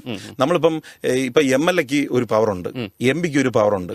അപ്പൊ അത് ആ പവർ അനുസരിച്ച് അവർക്ക് എന്തൊക്കെയാണോ ചെയ്യാൻ പറ്റുന്നത് അത് ചെയ്യുക. ഇപ്പം ജനങ്ങൾ നോക്കുമ്പോൾ CM-നെയാണ് കുറ്റം പറയുന്നത്. CM-നെ കുറ്റം പറഞ്ഞത് കാര്യമില്ല. കാരണം CM അവിടുന്ന് ഓർഡർ ഇടും. അപ്പൊ അതാത് ഡിപ്പാർട്ട്മെന്റിൽ എല്ലാവർക്കും റൂം പണ്ട് ഫാൻ മാത്രമേ ഉള്ളായിരുന്നു. ഇന്ന് AC, സ്റ്റേറ്റ് വണ്ടികൾ, ഇത് എല്ലാം നമ്മുടെ CM കൊടുത്തിട്ടുണ്ട്. ഏതാ നിങ്ങൾക്ക് ചെയ്യാന്നുള്ള എന്തെല്ലാം ചെയ്യാൻ പറ്റുമോ അതെല്ലാം കൊടുത്തിട്ടുണ്ട്. അപ്പൊ ആ ഡിപ്പാർട്ട്മെന്റ് ഏതൊക്കെയാണോ ആ ഡിപ്പാർട്ട്മെന്റിൽ അവരാണ് ചെയ്യേണ്ടത്. അപ്പം അതായത് CM ഉൾപ്പെടെയുള്ള അല്ലെങ്കിൽ എന്താ ഭരണത്തിലിരിക്കുന്ന മന്ത്രിമാരായാലും ഈ കോർപ്പറേഷൻ ആണെങ്കിൽ അവിടുത്തെ മേയർ ആയാലും ഉൾപ്പെടെയുള്ളവർ ഓർഡർ ഇടുക അല്ലെ, അത് ഭരണ യന്ത്രം എന്ന് പറയുന്ന ഉദ്യോഗസ്ഥരാണ് അല്ലെ, ബ്യൂറോക്രസിയാണ്, അവരാണ് ഇത് നടപ്പിലാക്കേണ്ടത് അല്ലെ, അവരാണ് ജനങ്ങളിലോട്ട് എത്തിക്കേണ്ടത് അല്ലെ. പിന്നെ സാറേ അതിനല്ലേ നമ്മുടെ കൗൺസിലർ ഒരു ഭാഗം, MLA ഒരു ഭാഗം, MP ഒരു ഭാഗം. ഇത് അവർക്ക് തന്നെ അവരുടേതായ റൂൾസ് ആൻഡ് റെഗുലേഷനിൽ പറഞ്ഞിട്ടുണ്ട്. ഇന്നത് ഇന്ന ഏരിയയിൽ അവരെ സെക്ഷൻ ഏതാണ്, എവിടം വരെ ഉണ്ട് അവരെ അതിർത്തി, ആ അതിർത്തിയിൽ എന്തെല്ലാം ചെയ്യാൻ പറ്റും, അവർക്ക് ഫണ്ടും ഉണ്ട്. ആ ഫണ്ടിൽ എന്തെല്ലാമാണ് ജനങ്ങൾക്ക് ചെയ്യാൻ പറ്റുന്നത് അത് കൃത്യമായി ചെയ്താൽ ഇവരെ എല്ലാം 100% രണ്ടാമത്തെ പ്രാവശ്യം പോകേണ്ട കാര്യമില്ല, വോട്ടിന് പോകേണ്ട കാര്യമില്ല, അവർ ജയിച്ചിരിക്കും. അപ്പൊ നമ്മൾ അങ്ങനെ വേണം ചെയ്യേണ്ട. പിന്നെ ജനങ്ങളെ ഒരിക്കലും ബുദ്ധിമുട്ട് ജനങ്ങൾക്ക് വരുത്തരുത്. അത് കോർപ്പറേഷനിലായാലും അത് പ്രൈവറ്റ് ഒരു സ്ഥാപനത്തിലായാലും ജനങ്ങളെ നമ്മൾ ബുദ്ധിമുട്ടിക്കരുത്. നമ്മളെ പോസ്റ്റിംഗ് എന്താണോ അവരാരാണോ വരുന്നത് ആ പേപ്പർ വർക്ക് ക്ലിയർ ആണെങ്കിൽ അത് സൈൻ ചെയ്ത് കൊടുക്കുക. അല്ലാതെ നമ്മൾ 10 പ്രാവശ്യം കയറി ഇറങ്ങി ഇല്ലെങ്കിൽ 10 പ്രാവശ്യം നമ്മൾ ബുദ്ധിമുട്ടിച്ച് അത് കൊടുക്കാൻ നിൽക്കരുത്. ഏതാ എന്റെ ഒരു അഭിപ്രായം ഞാൻ പറയുവാണ്. ഏതാ അതല്ലാതെ ഇപ്പം നമ്മുടെ ഭരണം കൊള്ളത്തില്ല, CM ഇങ്ങനെയാണ്, ഒരിക്കലും CM-ന് അത് ഏത് CM ആയാലും ഏത് പാർട്ടി CM ആയാലും അത് ഒരിക്കലും നമ്മൾ അവരെ കുറ്റം പറയരുത്. കാരണം എന്ന് പറഞ്ഞാൽ CM അറിയത്തില്ല, CM-ന് എല്ലായിടത്തും വന്ന് ചെയ്യാൻ പറ്റുമോ സാർ പറ, എല്ലായിടത്തും വന്ന് ചെയ്യാൻ പറ്റും? ഒരിക്കലും പറ്റത്തില്ല. കാരണം അവിടുന്ന് ഓർഡർ ഇടും. ആ ഓർഡറിലെ ഡിപ്പാർട്ട്മെന്റിൽ താഴെ ആരൊക്കെയാണോ, ഇപ്പൊ മന്ത്രിയാണെങ്കിൽ മന്ത്രിയുടെ പവർ എന്താണോ, മന്ത്രിക്ക് എന്തൊക്കെയാണോ ചെയ്യേണ്ടത് അതെല്ലാം മന്ത്രി ചെയ്യുക. MLA എന്തൊക്കെയാണോ ചെയ്യേണ്ടത് MLA ചെയ്യുക. MP എന്താണോ ചെയ്യേണ്ടത് MP ചെയ്യുക. മേയർ എന്താണോ ചെയ്യേണ്ടത് മേയർ ചെയ്യുക. അപ്പൊ അവർക്ക് അവരുടേതായ ഇത് കൊടുത്തിട്ടുണ്ട്, ആ സെക്ഷനിൽ ചെയ്യുക. പിന്നെ ഇതെല്ലാം ചെയ്യുന്നോന്ന് ഒരു ഗ്രൂപ്പിനെ നോക്കുകയാണെന്നാണ് ഇനി എനിക്ക് പറയാനുള്ളത്. ഈ കാര്യം ചെയ്യുന്നുണ്ടോ? ഒരു തൊഴിലെന്ന് പറയുന്ന മേൽനോട്ടമാണ്, കർത്തവ്യം എന്ന് പറയുന്നത്. കാരണം മുമ്പ് നമ്മുടെ EK നയനാർ, മുൻ മന്ത്രി EK നയനാർ ലൈവ് ഷോകൾ ചെയ്യുമായിരുന്നു ഇടയ്ക്കിടയ്ക്ക്. ഏത് നിങ്ങളുടെ പ്രശ്നം TV-ൽ നിങ്ങളുടെ പ്രശ്നം എന്തൊക്കെയാണ് ജനങ്ങൾക്ക് പറയാം. അതായത് മുതൽവൻ സിനിമ സാറ് കണ്ടായിരുന്നോ? ഒരു ഒറ്റ ദിവസത്തെ മുഖ്യമന്ത്രി. അതെ, ഒറ്റ ദിവസത്തെ മുഖ്യമന്ത്രി. അപ്പൊ അതില് എന്ന് പറയുന്നത് കൃത്യമായിട്ട് എന്താണോ ജനങ്ങളെ പ്രശ്നങ്ങൾ അത് നമ്മൾ സാധിക്കാനാണല്ലോ സാറേ ഇവർക്ക് സീറ്റ് കൊടുത്തു വെച്ചിരിക്കുന്നത്. അല്ലാതെ നമ്മൾ കറങ്ങാനോ ഇല്ലെങ്കിൽ നമ്മുടെ ആ പദവി എടുത്ത് വേറെ രീതിയിൽ ഉപയോഗിക്കാനോ അല്ല. കാരണം ജനങ്ങളുണ്ടെങ്കിലല്ലേ സാറേ CM ഉള്ളു. ഏതാ CM ഉള്ളു, ജനങ്ങളുണ്ടെങ്കിൽ മാത്രമേ ഉള്ളൂ. ഒന്നും നേതാവാൻ പറ്റത്തില്ല. അപ്പൊ ജനങ്ങളെ നമ്മളെ എന്താണോ അവരെ ബുദ്ധിമുട്ടിക്കാതെ അവർക്കുള്ള കാര്യങ്ങൾ വ്യക്തമായിട്ട് ചെയ്തു കൊടുത്തു കഴിഞ്ഞാൽ ഓരോ ഡിപ്പാർട്ട്മെന്റ് ഫണ്ടുണ്ട്, ഓരോ ഓഫീസർക്ക് ഇന്ന ജോലി ചെയ്യാനുള്ള ആ ഒരു ഇത് പവർ കൊടുത്തിട്ടുണ്ട്. ആ പവറിൽ അത് ചെയ്യണം. ഇപ്പം ഫോർ എക്സാമ്പിൾ ഞാൻ ചില കാര്യങ്ങൾ നമ്മുടെ MLA നമ്മുടെ നൗഷാദ് സാറിനെ പോയി കാണും. അപ്പൊ ഓൾറെഡി കാണുമ്പോൾ അദ്ദേഹത്തിന് എന്തെല്ലാം ചെയ്യാൻ പറ്റുമോ അതെല്ലാം ചെയ്തു തരും. അത് കണക്ക് നമ്മളെ പ്രസന്ന മാഡം മേയറിന്റെ അടുത്ത് ചെല്ലുമ്പോൾ സഡൻ ആക്ഷനിൽ എനിക്ക് എന്റെ അനുഭവമാണ് ഞാൻ പറയുന്നത്, എന്തെല്ലാം ചെയ്യാൻ പറ്റുമോ അതെല്ലാം ചെയ്യാം. അതിന്റെ ഏറ്റവും വലിയ എക്സാമ്പിൾ ആണല്ലോ ആ റോഡ് നമുക്ക് വേണ്ടി ചെയ്തു തന്നത്. അത് ചെയ്യാൻ പറ്റും. അതേ കണക്ക് തന്നെ എല്ലാ ഓഫീസറും നമ്മൾ ഓഫീസർ പോയി കാണുമ്പോൾ അവർ സഡൻലി എടുക്കും. ചില ഓഫീസർ പോയിട്ട് നാളെ പോയിട്ട് മറ്റന്നാവാ. അപ്പം അതൊന്നും ഇത് ഞാൻ ചെല്ലുന്നത് പൊതുജനത്തിന്റെ കാര്യത്തിന്, എന്റെ കാര്യത്തിനല്ല. ഞാൻ ഡിസ്ട്രിക്ട് കളക്ടറെ കാണാൻ പോകും. അപ്പൊ അന്ന് മിത്ര മേഡമായിരുന്നത്. കാരണം പട്ടിശല്യം രൂക്ഷമായതുകൊണ്ട് ഒരുപാട് കുഞ്ഞുങ്ങളെ കടിക്കുന്നു. അപ്പൊ ഇതെല്ലാം നമ്മൾ വീഡിയോ കാണുമ്പോൾ ഇതെല്ലാം കണ്ടുപോകും. പക്ഷെ നമ്മുടെ കുഞ്ഞിനെ കടിച്ചാൽ എന്ത് ചെയ്യും? അവരവരെ കൈ പൊള്ളുമ്പോഴേ അവരവർക്ക് ആ വേദന അറിയത്തുള്ളൂ. അപ്പൊ കുഞ്ഞു കുട്ടികളെ കടിക്കുകയും ഇതാക്കുകയും ചെയ്യും. അപ്പൊ ഞാൻ മിത്ര മേഡത്തിന്റെ അടുത്ത് കളക്ടർ അടുത്ത് ചെന്നു, ഞാൻ ഇത് കൊടുത്തു. അപ്പൊ കളക്ടർ പറഞ്ഞ ആക്ഷൻ എത്രയും പെട്ടെന്ന് എടുക്കാം. അപ്പൊ അന്ന് അന്ന് താങ്കൾ പറഞ്ഞു വരുന്നത് താങ്കൾ വളരെ പൊതു പ്രശ്നങ്ങളിലെല്ലാം അല്ലെ വളരെ സജീവമായിട്ട് ഇടപെടുകയും അതെ അതിന് വേണ്ടുന്ന ജനങ്ങൾക്ക് വേണ്ടുന്നുള്ള കാര്യങ്ങൾ അല്ലെ സാറേ, ഞാൻ മാത്രമല്ല, പൊതുവെ എല്ലാവരും ഇടപെടണം. കാരണം നമ്മൾ ശ്രദ്ധിക്കണം, അത് എല്ലാവരും ഇടപെടുന്നില്ലല്ലോ. താങ്കൾ വേറിട്ട് അതെ അല്ലല്ല, എല്ലാവരും ഇടപെടണം. പൊതു കാര്യം എന്ന് പറയുന്നത് പൊതു പ്രശ്നം.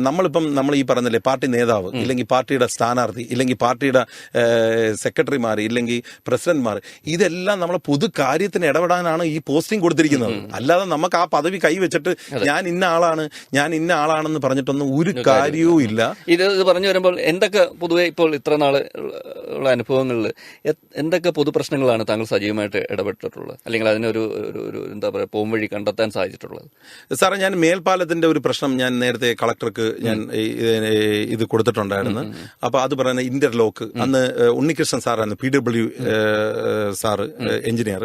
അപ്പൊ അദ്ദേഹത്തിനെ പോയി കാണുകയും അദ്ദേഹത്തിനെ നേരിട്ട് കളക്ടർ വിളിക്കുകയും അപ്പൊ അത് മേൽപ്പാലത്തിന്റെ അന്നത്തെ ഇന്റർലോക്ക് കാര്യങ്ങളെല്ലാം ചെയ്യുകയുണ്ടായി. പിന്നെ അതേ കണക്ക് തന്നെ നമ്മുടെ ഈ റോഡിന്റെ താമരകുളം പള്ളിത്തോട്ട റോഡ്, അതിന്റെ വികസനമായിട്ട് നമ്മുടെ മേയർ പ്രസന്ന മേഡം അതിനുവേണ്ടി എല്ലാവിധ സഹായങ്ങളും ചെയ്തു തന്നിട്ടുണ്ട്. പിന്നെ അതേ കണക്ക് സ്ട്രീറ്റ് ലൈറ്റിന്റെ പ്രശ്നങ്ങൾ, ഇപ്പൊ പലയിടത്തും സ്ട്രീറ്റ് ലൈറ്റുകൾ കത്താത്തതുണ്ട്. ഇപ്പൊ തന്നെ പൊതുവെ എല്ലായിടത്തും ഇടയ്ക്കിടയ്ക്ക് പ്രശ്നം ഉണ്ടാവാറുണ്ടല്ലോ. അതങ്ങനെ നോക്കിയിട്ട് ഞാൻ പറഞ്ഞത് നായ്ശല്യം പറഞ്ഞ കണക്ക് തന്നെ ഇത് വലിയൊരു പ്രശ്നമാണ്. അല്ല, അത് വലിയ പ്രശ്നമാണ്. കാരണം എന്ന് പറഞ്ഞാൽ ഇപ്പൊ തന്നെ സാറേ, ഇപ്പം ഒരു തീ കൊളുത്തി കൊലപാതകം നടത്തിയില്ലേ നമ്മളെ കോളേജ് ജംഗ്ഷനിലെ ഇപ്പുറത്ത്. അപ്പൊ അവിടെ ഇരുട്ടാണ്, മനോരമ ഓഫീസിന്റെ ഇപ്പുറത്ത് ആ മേൽപ്പാലം കഴിഞ്ഞ് വരുന്നിടത്ത് ഇരുട്ടാണ്. അപ്പൊ അതെല്ലാം ഈ ഒരുപക്ഷെ ആ വെട്ടം നല്ല രീതി ഉണ്ടായിരുന്നെങ്കിൽ അന്ന് അത് നടക്കത്തില്ലായിരുന്നു. ഭർത്താവ് ഭാര്യ അത് ഒരുപക്ഷെ നടക്കത്തില്ല. പക്ഷെ അവിടെ ഇരുട്ടാണ്. അപ്പൊ നമ്മൾ എവിടെല്ലാമാണോ ഈ ലൈറ്റുകൾ കിടക്കുന്നത് അവിടെ എല്ലാം നമ്മൾ ചെക്ക് ചെയ്യണം. ഏതാ ഇത് കത്തുന്നുണ്ടോ, ഇല്ലെങ്കിൽ ആ നമ്മൾ പൈസ മുടക്കി ചെയ്തിരിക്കുമല്ലേ സാറേ, അപ്പൊ ആ ലൈറ്റുകളെല്ലാം കത്തുന്നുണ്ട്. അപ്പൊ നമ്മള് കൊല്ലം എത്രത്തോളം വികസിപ്പിക്കാൻ പറ്റുമോ അതെല്ലാം നമ്മൾ ചെയ്യണം.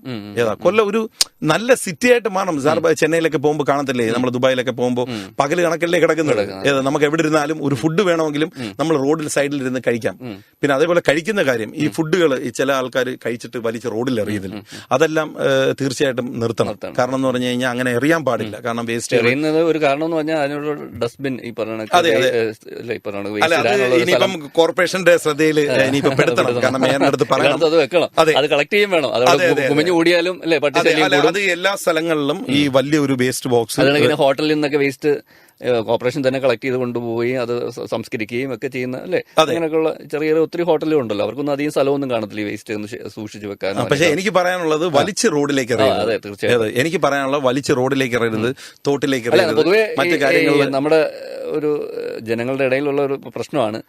പാർസൽ മേടിച്ചിട്ട് വീട്ടിൽ അല്ലേ കെട്ടിയിട്ടിട്ട് ആ പാർസലിന്റെ കറിയില്ല ഒഴിച്ചിട്ട് ആ പാക്കറ്റ് എടുത്ത് അടുത്ത പറമ്പിലോട്ടോ അല്ലെങ്കിൽ ആരുടെങ്കിലും വീട്ടിന്റെ ഫ്രണ്ടിലോട്ടോ എടുത്തിടുന്ന ഒരു പരിപാടി. ഈ പറമ്പിന്റെ ഒരു പ്രശ്നം സാർ ഇപ്പൊ ഓർമ്മ വന്നത്, കാരണം ഇപ്പൊ പല കാടുകളിലും ഇപ്പൊ പല സ്ഥലങ്ങൾ മേടിച്ചിട്ടിരിക്കുന്ന ആൾക്കാരുണ്ട്. അപ്പൊ നേരത്തെ കൊല്ലം കോർപ്പറേഷൻ ഒരു ഇത് ഇറക്കിയിട്ടുണ്ടായിരുന്നു. കാരണം പറമ്പിൽ ഈ പറഞ്ഞതുപോലെ ഈ കാട് പിടിച്ചു കിടക്കുന്ന സ്ഥലങ്ങളെല്ലാം അവർ തന്നെ വൃത്തിയാക്കണം. കാരണം ഇല്ലെങ്കിൽ ഈ മറ്റ് മയക്കുമരുന്ന് ഈ പറഞ്ഞ കണക്ക് മദ്യപിക്കുന്നവരെല്ലാം കയറി അങ്ങനെ ഒരു പ്രശ്നങ്ങളുണ്ട്. അപ്പൊ അത് എപ്പോഴും ക്ലീൻ ആയിട്ട് ഇടാൻ ഇനി കോർപ്പറേഷൻ ഒന്നും കൂടെ ഒന്ന് ശ്രമിക്കണം. കാട് പിടിച്ചിരുന്ന സ്ഥലത്ത് പേപ്പർ കൊടുത്ത് അത് എത്രയും പെട്ടെന്ന് വൃത്തിയാക്കുക, അതെന്നും വൃത്തിയായി തന്നെ കിടക്കുക. കാരണം പല സ്ഥലങ്ങളിലും അങ്ങനെ കിടക്കുന്നതുകൊണ്ട് പ്രശ്നങ്ങൾ രൂക്ഷമായിട്ട് ഇപ്പം നടന്നുകൊണ്ടിരിക്കുകയാണ്. നായ്ശല്യം ഭയങ്കരമായിട്ട് നടക്കുന്നുണ്ട്. പിന്നെ അത് മാത്രമല്ല, ഈ ക്യാമറകൾ പല വീടുകളിൽ ക്യാമറ വെച്ചിട്ടുണ്ട്. യഥാർത്ഥത്തിൽ ഈ ക്യാമറകൾ വർക്കിംഗ് അല്ലെന്നുള്ളതാണ് സത്യം ചിലയിടത്ത് വെച്ചിരിക്കുന്നത്. അത് മാത്രമല്ല, ഏറ്റവും ക്വാളിറ്റി കുറഞ്ഞ ക്യാമറയാണ് വെച്ചിരിക്കുന്നത്. കാരണം ഞാൻ ഒരു കേസിന്റെ കാര്യത്തിന് വേണ്ടി പോയപ്പോൾ ചില വീട്ടിൽ വെച്ചിട്ട് ക്ലാരിറ്റി പോലും ഇല്ല. കാരണം ഏറ്റവും കുറഞ്ഞ ക്യാമറയാണ് മേടിച്ചു വെച്ചിരിക്കുന്നത്. അപ്പൊ ദയവ് ചെയ്ത് എല്ലാ വീട്ടുകാരും ഏറ്റവും മിനിമം ഒരു 3500-4000 രൂപയുടെ ക്യാമറ മേടിച്ചു വെക്കുകയാണെങ്കിൽ അല്ല. അപ്പൊ നമ്മളത് പറയുമ്പോൾ എല്ലാ അല്ലെ പറഞ്ഞ പല മിഡിൽ ക്ലാസ് കാണും, താഴെത്തട്ടിലുള്ളവർ കാണും. പലപ്പോഴും അവർക്ക് സാമ്പത്തികമായിട്ട് ഇതിനൊരു ശേഷിയില്ലാത്ത എത്രയോ അല്ലെ ജനവിഭാഗങ്ങൾ കാണും. അപ്പൊ അവരെ കൂടെ നമ്മൾ പറയുമ്പോൾ അതുകൊണ്ട് അത് അവിടെയാണ് നമുക്ക് എനിക്ക് തോന്നുന്നു റെസിഡൻസ് അസോസിയേഷൻ, അതുകൊണ്ട് ഈ റെസിഡൻസ് അസോസിയേഷൻ ഇടപെട്ടിട്ട് അവരുമായിട്ട് എല്ലാ വീടുകളിലും കപ്പാസിറ്റി ഉള്ള വീടുകളിൽ അവര് പിരിച്ചിട്ട് പിന്നെ ഇവർക്ക് 100 100 500 500 അത് ഇട്ടിട്ട്. അപ്പൊ ശ്രദ്ധിക്കേണ്ടത് ഈ പറയുന്ന ക്വാളിറ്റി ഉള്ള ക്യാമറ, തെളിച്ചമില്ലാത്ത അല്ലെ, അത് കമ്പൾസറി ആയിട്ട് അത് എല്ലാ കടക്കാരും എല്ലാ വീട്ടിന്റെ ഉടമകളും ശ്രദ്ധിക്കേണ്ട ഒരു കാര്യം എന്ന് പറഞ്ഞാൽ, നിങ്ങൾ ക്വാളിറ്റി ഇല്ലാത്ത ക്യാമറ വെക്കുകയും ചെയ്യരുത്. നിങ്ങൾ വെച്ചിട്ട് കാര്യമില്ല. ഒരു പ്രതി വരുവാണെങ്കിൽ ഇപ്പൊ തന്നെ സാറിന് മനസ്സിലായില്ലേ, മോഷണ ശ്രമങ്ങൾ നടക്കുന്നു, കൊലപാതകങ്ങൾ നടക്കുന്നു, കൊലപാതകങ്ങൾ ഉള്ള, അതായത് വീട്ടിലുള്ളവര് തന്നെ വീട്ടിലുള്ളവര് മോനെ അമ്മയെ മോൻ കൊല്ലുന്നു. അപ്പം അങ്ങനെ തന്നെ ഇപ്പൊ സംഭവങ്ങൾ നടന്നുകൊണ്ടിരിക്കുക. അപ്പൊ അതുകൊണ്ട് എത്രയും നല്ല ക്വാളിറ്റിയുള്ള ക്യാമറകൾ തീർച്ചയായിട്ടും സ്ഥാപിക്കുക. പിന്നെ ഈ നമ്മുടെ ഈ ഓരോ സാർ നേരത്തെ പറഞ്ഞില്ലേ, അവര് തന്നെ റെസിഡൻസ് അസോസിയേഷൻ അവര് തന്നെ ഓൾറെഡി നഗറുകാർ തന്നെ ഓൾറെഡി എല്ലാരെയും കളക്ട് ചെയ്തിട്ട് ആ ഏരിയ ഫുള്ളും ക്യാമറ സ്ഥാപിക്കുക. ഈ സഹകരിക്കാത്തവരെ സഹകരിപ്പിക്കണ്ട. ഏതാ അല്ല, ഇപ്പൊ ഞാൻ സാമ്പത്തികമായി പിന്നോക്കം നിൽക്കുന്നവരുണ്ട്, അവരെ ഒഴിവാക്കിയിട്ടല്ലേ, അവർക്കും അവരുടെ വീട്ടിൽ വേണമെങ്കിൽ അവരുടെ ഫ്രണ്ടിലും ഒക്കെ വെച്ചു കൊടുക്കാം. തീർച്ചയായിട്ടും വെക്കാം. പിന്നെ അത് കൂടാതെ വേണമെങ്കിൽ സ്പോൺസർ ചെയ്യിപ്പിക്കാം. ഏതാ ഓരോ നഗറിലാണെങ്കിൽ ആലുക്കാസിനെ പോയി കാണുക, മറ്റേ പ്രിൻസിനെ പോയി കാണുക, ഏതൊക്കെയാണോ വലിയ വലിയ സ്ഥാപനങ്ങൾ പോയി കണ്ടിട്ട് അവര് തന്നെ ഈ പറഞ്ഞ ഒരു പരസ്യം കണക്ക് തരും.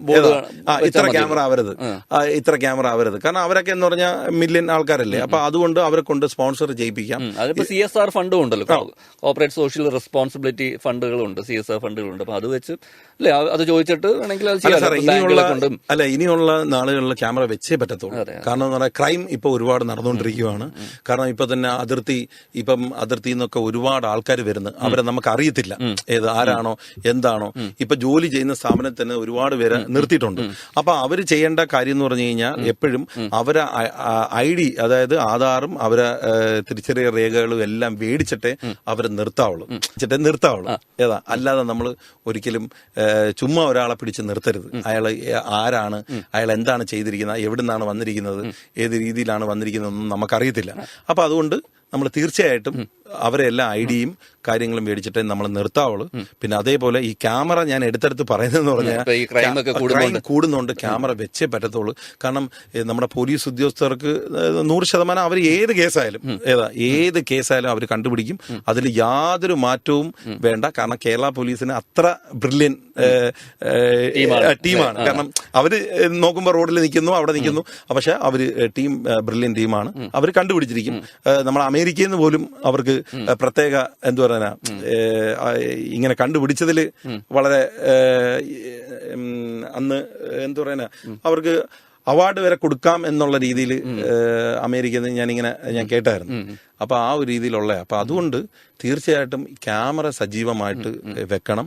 പിന്നെ അതേ കണക്ക് നമുക്ക് ഞാൻ പറയാൻ പോണത് നമ്മുടെ കൊല്ലം സിറ്റി പോലീസ് കമ്മീഷണർ മാഡം അവർ ശ്രദ്ധിക്കേണ്ടതെന്ന് പറഞ്ഞു കഴിഞ്ഞാല് നമ്മുടെ മിക്ക സിഗ്നലിന്റെ അടുത്തുള്ള ക്യാമറ വർക്കിംഗ് അല്ല.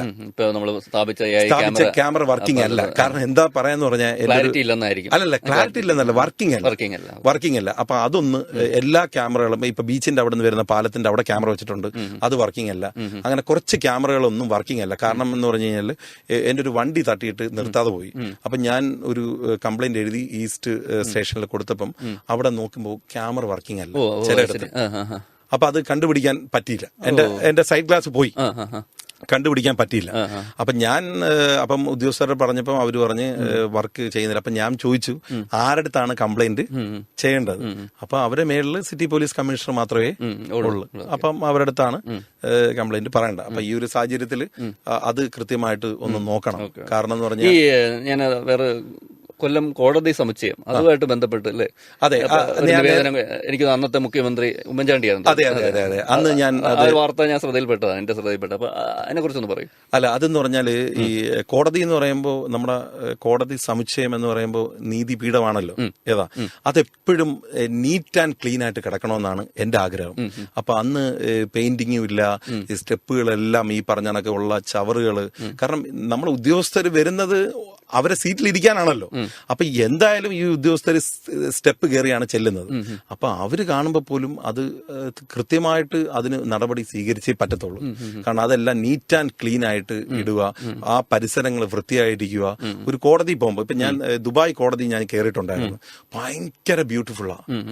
കാരണം ഞാൻ ചുമ്മാ ഒരു വിസിറ്റ് ചെയ്തയാ, കോടതി ഒന്ന് കാണണമല്ലോ, നമ്മുടെ കോടതിയും ഇവിടുത്തെ കോടതിയും ഒന്ന് കാണാൻ വേണ്ടി ഞാൻ നോക്കിയപ്പോൾ നീറ്റ് ആൻഡ് ക്ലീൻ ആയിട്ടാണ് കോടതി ഇട്ടിരിക്കുന്നത്. കാരണം ആ കോടതി കയറുമ്പോൾ തന്നെ നമുക്കൊരു പ്രത്യേക ഒരു ഇത് തോന്നിക്കും, അഭിമാനം തോന്നിക്കും. അപ്പൊ നമ്മളെ കൊല്ലം കോടതിയും അതുപോലെ തന്നെ ആക്കിയെടുക്കണമെന്നാണ് എന്റെ ഒരു ആഗ്രഹം. പൊതുജനങ്ങളും കൂടെ സഹകരിക്കണം. പിന്നെ തീർച്ചയായിട്ടും എന്ന് പറഞ്ഞാൽ പൊതുജനങ്ങളെ തുപ്പുകയും അവരെ കയ്യിരിക്കുന്ന സാധനം അവിടെ തന്നെ ഇടുകയും അപ്പൊ അതിനൊക്കെ കർശനമായ നടപടികൾ. വേസ്റ്റ് ബിന്നും സ്ഥാപിക്കണം ഈ സമുച്ചയത്തിന് ഉള്ളിൽ തന്നെ. അതെ. അല്ല, അത് ആരാണോ അത് മിക്കവാറും എനിക്ക് തോന്നുന്നു കളക്ടർ ആയിരിക്കും തോന്നുന്നു, അല്ലേ?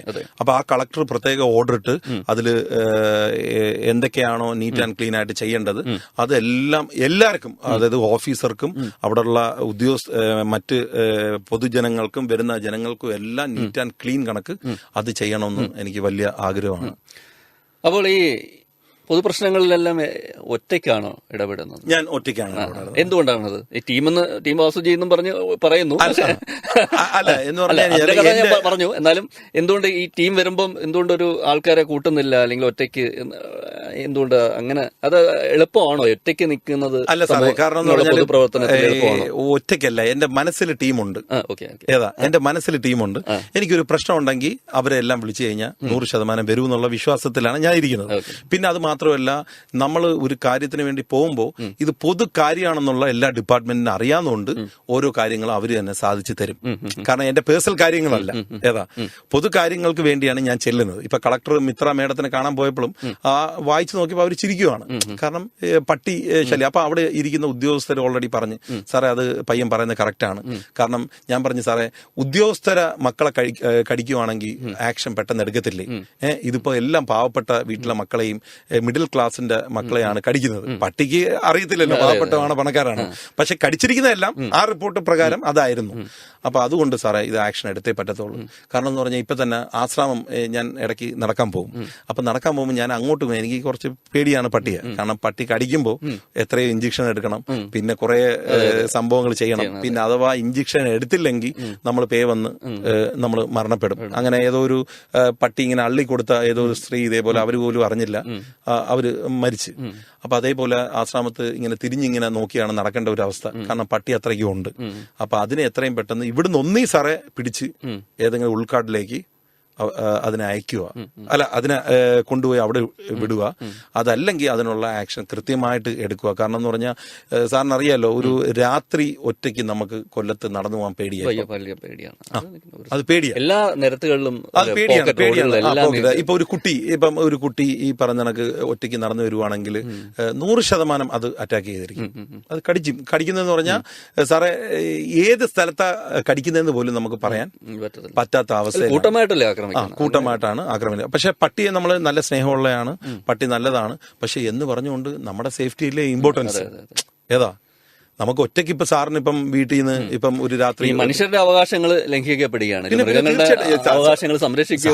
നമ്മുടെ മനുഷ്യൻ കഴിഞ്ഞുള്ള പട്ടി അതാണ് ഇപ്പൊ സംഭവിച്ചുകൊണ്ടിരിക്കുന്നത്. അതെ, മനുഷ്യൻ കഴിഞ്ഞുള്ള പട്ടി. കാരണം എന്ന് പറഞ്ഞാൽ ഇല്ലാതാക്കുവാണ്, കടിച്ചില്ലാതാക്കുവാണ്. അപ്പൊ അതുകൊണ്ട് എത്രയും വേഗം ഡിപ്പാർട്ട്മെന്റുകൾ ഏത് ഡിപ്പാർട്ട്മെന്റ് ആണോ ആ ഡിപ്പാർട്ട്മെന്റ് ശക്തമായ നടപടി അതിന് സ്വീകരിക്കണം.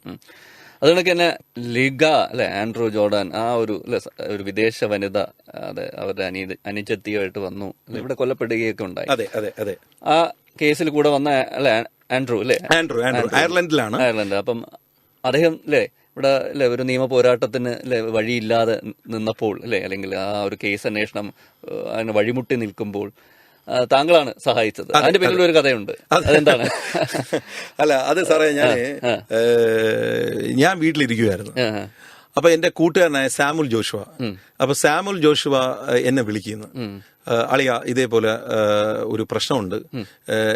ഈ സാമുൽ ജോഷുവ അയർലൻഡിലാണ്. അപ്പൊ അവൻ ലീവിന് വന്നപ്പോഴാണ് ഈ ഒരു സംഭവം കണ്ടത്.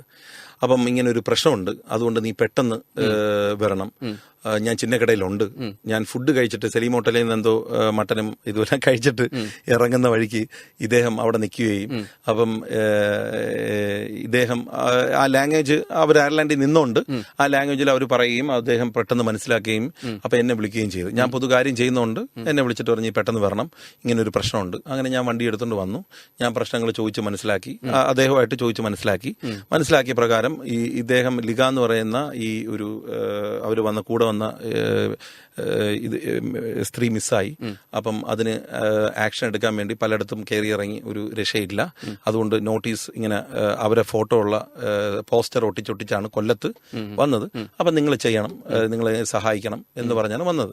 അപ്പം ഞാനും എൻ്റെ ആ സാമുൽ ജോഷുവ, ഞങ്ങളെ കുറച്ച് കൂട്ടുകാർ എല്ലാവരും കൂടെ ചേർന്ന് അവിടെ ലൈവ് പോയി ഇത് കേരള പോലീസ് ഇത് എത്രയും പെട്ടെന്ന് ഇത് ഈ കേസ് അറ്റൻഡ് ചെയ്യണം എന്ന് പറഞ്ഞാണ് ഞങ്ങൾ ലൈവ് പോയത്. അപ്പൊ എന്തോ ഭാഗ്യത്തിന് നമ്മുടെ DGP ഇത് ശ്രദ്ധയിൽ കണ്ട് അതിന് പിന്നെ ആക്ഷൻ എടുത്തു. ആ പ്രതികളെ അത് പിടിക്കുകയും പ്രതികളെ റിമാൻഡ് ചെയ്ത് കർശനമായ ശിക്ഷ നൽകുകയും ചെയ്തു. അപ്പം അതിന് ആൻഡ്രൂ എല്ലാ വർഷവും ഞങ്ങളുമായിട്ട് അത് പിന്നെ അങ്ങ് ഭയങ്കര സ്നേഹമായി. കാരണം ഈ ആക്ഷൻ പെട്ടെന്ന് ഗവൺമെന്റ് ശ്രദ്ധയിൽപ്പെടുത്തി ഗവൺമെന്റും DGP അന്നത്തെ DGP എല്ലാം നിയമ നടപടികൾ സ്വീകരിച്ച് സഡൻ ആക്ഷനായി. അപ്പൊ അത് നമ്മുടെ കേരള പോലീസ് അത് 100% ആ പ്രതികളെ അത് പിടിക്കുകയും അത് വലിയൊരു സംഭവമായിരുന്നു. അത് ദിനം നമ്മളെല്ലാ മാധ്യമങ്ങൾ ഏറ്റവും കൂടുതൽ സപ്പോർട്ട് ചെയ്തു, എല്ലാ മാധ്യമങ്ങളും സപ്പോർട്ട് ചെയ്ത്. അപ്പം അന്ന് മാധ്യമങ്ങളിലെല്ലാം നല്ല രീതിയിൽ റിപ്പോർട്ട് ചെയ്തു. അപ്പം അന്നത്തെ ആ ഒരു ഇത് വലിയൊരു കേസായിരുന്നു സാർ. അപ്പൊ ആ കേസ് എടുക്കുകയും പിന്നെ എല്ലാ വർഷവും ഈ ആൻഡ്രൂ എന്റെ വീട്ടിൽ വരും. അപ്പൊ വീട്ടിൽ വന്ന് ഞാനുമായിട്ട് അവിടെ കുറെ നേരം സ്പെൻഡ് ചെയ്തിട്ടാണ് പോണത്. അപ്പൊ അത് നമുക്ക് വലിയൊരു വിഷമമായി പോയി. കാരണം നമ്മളെ നാട്ടിൽ വന്നിട്ട് ഇങ്ങനൊരു സംഭവം നടന്നല്ലോ എന്നുള്ള ഒരു വിഷമം ഉണ്ട്. ഓക്കെ, ഇനി എന്തൊക്കെ പ്രശ്നങ്ങളാണ് താങ്കൾ ഇടപെടാൻ വളരെ എന്താ പറയുക ആത്മാർത്ഥമായിട്ട് ഇടപെടണമെന്ന് ആഗ്രഹിക്കുന്ന ചില വിഷയങ്ങളൊക്കെ കാണുമല്ലോ, നമ്മൾ ശ്രദ്ധയിൽപ്പെട്ട ചില വിഷയങ്ങൾ എന്തൊക്കെയാണത്? സാറേ, എനിക്ക് ആദ്യം പറയാനുള്ളത് സ്കൂൾ ബസ്സിന്റെ കാര്യമാണ്. സ്കൂൾ ബസ്സിൽ നിന്ന് കുട്ടികളെ ഈ അതായത് കൂടെ എനിക്ക് തോന്നുന്നു കിളിയോ കാണുമല്ലോ, ഒരു ബസ്സിൽ ഒരാൾ കൂടെ കാണുമല്ലോ, ഡ്രൈവർ കൂടാതെ. ഇവരാരും ക്രോസ് ചെയ്യാനോ ഇല്ലെങ്കിൽ ഈ കുട്ടികളെ കൊണ്ട് ഈ വീട്ടിൽ അവിടെ കൊണ്ട് എത്തിക്കാനോ ഇവര് നിൽക്കാറില്ല. 100% സാറേ. കാരണം എന്ന് പറഞ്ഞാൽ ഇപ്പൊ തന്നെ ഒരുപാട് കുഞ്ഞുങ്ങള് ഈ കുട്ടികൾക്ക് അറിയത്തില്ലല്ലോ. കുട്ടികൾ രാവിലെ പോകുന്നു, ഒരു 3:30 ആകുമ്പോൾ ക്ലാസ് കഴിയുന്നു, വണ്ടി വരുന്നു. അപ്പൊ അവരുടെ ലക്ഷ്യം എന്തുവാ? എന്റെ ഉമ്മയോ ഇല്ലെങ്കിൽ എന്റെ മമ്മിയോ ഇല്ലെങ്കിൽ എന്റെ പേരൻസിനെ കാണണമെന്ന് പറഞ്ഞ് ഇവരൊന്നും നോക്കാതെ ഓടി അങ്ങ് ക്രോസ് ചെയ്യും. ക്രോസ് ചെയ്യുമ്പോൾ ഇവർക്ക് അറിയുന്നില്ല വണ്ടി ഇങ്ങനെ വരുന്നത്, സ്പീഡിൽ വരുന്നത് ഒന്നും അറിയത്തില്ല. ഇതിൽ ഒരുപാട് വണ്ടികൾ തട്ടി ഒരുപാട് കുഞ്ഞുങ്ങൾ മരിച്ചു. അപ്പൊ ഈ മരിച്ചവർക്ക് മാത്രമേ ഈ വിഷമങ്ങൾ അറിയത്തുള്ളൂ. കാരണം അവരെ വിഷമം നമ്മുടെ വിഷമം കണക്കാണ് ഞാൻ ചിന്തിക്കുന്നത്. അപ്പൊ അത് ഇനി ചെയ്യേണ്ടതെന്ന് പറഞ്ഞു കഴിഞ്ഞാൽ നമ്മുടെ മന്ത്രി ഗണേഷ് സാറ് ഇതേപോലെ ഇടപെട്ട് എല്ലാ സ്കൂളുകളിലും നോട്ടീസ് കൊടുത്ത് ഈ മറ്റേ കിളിയും പിന്നെ ആണെങ്കിൽ അവര് വണ്ടിയിൽ നിന്ന് ഇറക്കി അവർ കൈ പിടിച്ച് അത് വലുതായാലും ചെറിയ കുട്ടിയായാലും അത് ക്രോസ് ചെയ്ത് ആ വീട്ടിന്റെ വാതിലിൽ എത്തിക്കണമെന്നാണ് എന്റെ ഒരു തീരുമാനം. അതെ, അതിനൂടെ ആണല്ലോ ഫീസ് കൊടുക്കുന്നത്, ബസ് ഫീസ് കൊടുക്കുന്നതാണ്. ഇവർ മൈൻഡ് ചെയ്യത്തില്ല സാറേ. 100% ഞാൻ കണ്ടിട്ടുണ്ട്. കാരണം ഞാൻ അത് ചില ബസ്സിൽ ഞാൻ നിർത്തി പറഞ്ഞിട്ടുണ്ട്, നിങ്ങൾ എന്തുകൊണ്ട് ഈ കുട്ടികളെ പിടിച്ച് ചെയ്യുന്നില്ല? കാരണം ക്രോസ് ചെയ്യാത്തോണ്ട് ആ കുട്ടികൾ പെട്ടെന്ന് വണ്ടികൾ കയറി മരിക്കുന്നതും വണ്ടി ഇടിക്കുന്നതും. പിന്നെ കുട്ടികൾക്ക് പ്രത്യേക ക്ലാസ് സ്കൂളിൽ എടുക്കണം. കാരണം ഇങ്ങനെ വണ്ടി വരും, നിങ്ങൾ നിൽക്കണം. കാരണം ചൈനയിൽ ഇപ്പോൾ ഒരു ഫസ്റ്റ് ഈ സ്കൂളിൽ കൊണ്ട് ആക്കുന്ന മുമ്പ് ഇതേപോലത്തെ ക്ലാസ്സുകളാണ് ഫസ്റ്റ് എടുക്കുന്നത്. ഞാനിങ്ങനെ റോഡ് ക്രോസ് ചെയ്യുന്നത് എങ്ങനെയാണ്, റോഡ് അത് എല്ലാ പേരൻസും എല്ലാ സ്കൂളിലും അത് പ്രത്യേക ഈ ക്ലാസിന്റെ കൂടെ ഒരു 10 മിനിറ്റ് പറഞ്ഞു കൊടുക്കണം. ആ കുട്ടികൾക്ക് ആ ക്ലാസ് എടുക്കണമെന്നാണ് എന്റെ ഒരു തീരുമാനം. അപ്പൊ അതേപോലെ നമ്മുടെ മന്ത്രി ഇടപെട്ടിട്ട് എല്ലാ സ്കൂളുകളിലും നോട്ടീസ് കൊടുത്ത് ഇത് കർശനമായി ഇത് പാലിക്കണം. ഈ കുട്ടികളെ കാര്യത്തിൽ പാലിക്കണം. കാരണം ഓരോ കുടുംബവും ഓരോ കുട്ടികളെ വളർത്തിയെടുത്ത് പഠിപ്പിച്ച് പഠിപ്പിച്ച് അവരൊരു നിലയിൽ എത്തിക്കണമെന്നുള്ള രീതിയിലാണ് അവർ കിടന്ന് കഷ്ടപ്പെടുന്നത്. സാറിന് അറിയാലോ, രാവിലെ ഒരു ഓഫീസിൽ പോയി കഴിഞ്ഞാൽ തന്നെ അവർ രാവിലെ 9 മണിക്ക് ഒന്ന് ട്രെയിനിൽ കയറി വെളുപ്പിനെ പോയി അവിടെ 9 മണിക്ക് ഹാജരായി. അവർ പിന്നെ വരുന്നത് 8:30 7 മണി എല്ലാം സ്കൂട്ടറിലും. അവർ ആ ടെൻഷനും അടിച്ച് അവരെ പഠിപ്പിക്കാൻ വേണ്ടി മാത്രമാണ് ഇവർ കൂടുതലും പേരൻസ് നമ്മുടെ പോണതും അധ്വാനിക്കുന്നതുമെല്ലാം. അപ്പൊ അതുകൊണ്ട് തീർച്ചയായിട്ടും ആ ഡിപ്പാർട്ട്മെന്റ് ഏതാണോ അത് കർശനമായി നമ്മുടെ മന്ത്രി ഇടപെട്ട് എല്ലാ സ്കൂളിലും നോട്ടീസ് കൊടുത്ത് എല്ലാ സ്കൂളിലെ പ്രിൻസിപ്പളും ടീച്ചറും അത് ക്ലാസ് എടുത്ത് പിള്ളേരെ ഇനിയുള്ള ബസ്സിൽ ഈ പറഞ്ഞ കണക്ക് ബസ്സിലായാലും നമ്മുടെ പിള്ളേർ നടന്നു പോണയാലും സൈക്കിളിൽ പോണയാലും എല്ലാം ക്ലാസ് എടുത്ത് കൃത്യമായി അത് പ്രാബല്യത്തിൽ കൊണ്ടുവരണമെന്നാണ് എന്റെ ഒരു ആഗ്രഹം. അതിലൊക്കെ എനിക്ക് പ്രൈവറ്റ് ബസിന്റെ സ്പീഡ്, അയ്യോ പ്രൈവറ്റ് ബസ് സാറേ അത് 100% സാറേ ഡിപ്പാർട്ട്മെന്റ് അത് പോലീസ് ഉദ്യോഗസ്ഥരായാലും നമ്മുടെ വെഹിക്കിൾ ഉദ്യോഗസ്ഥരായാലും അതിന് കർശനമായ നടപടി സ്വീകരിക്കണം. കാരണം സാറേ എനിക്ക് തന്നെ ഞാൻ കഴിഞ്ഞ 2 ദിവസം മുമ്പ് തന്നെ 2 വീലറിൽ പോകുമ്പോൾ ബസ് സാറേ ഞാൻ വിചാരിച്ചു എന്നെ ഇടിച്ച് കളഞ്ഞെന്ന്.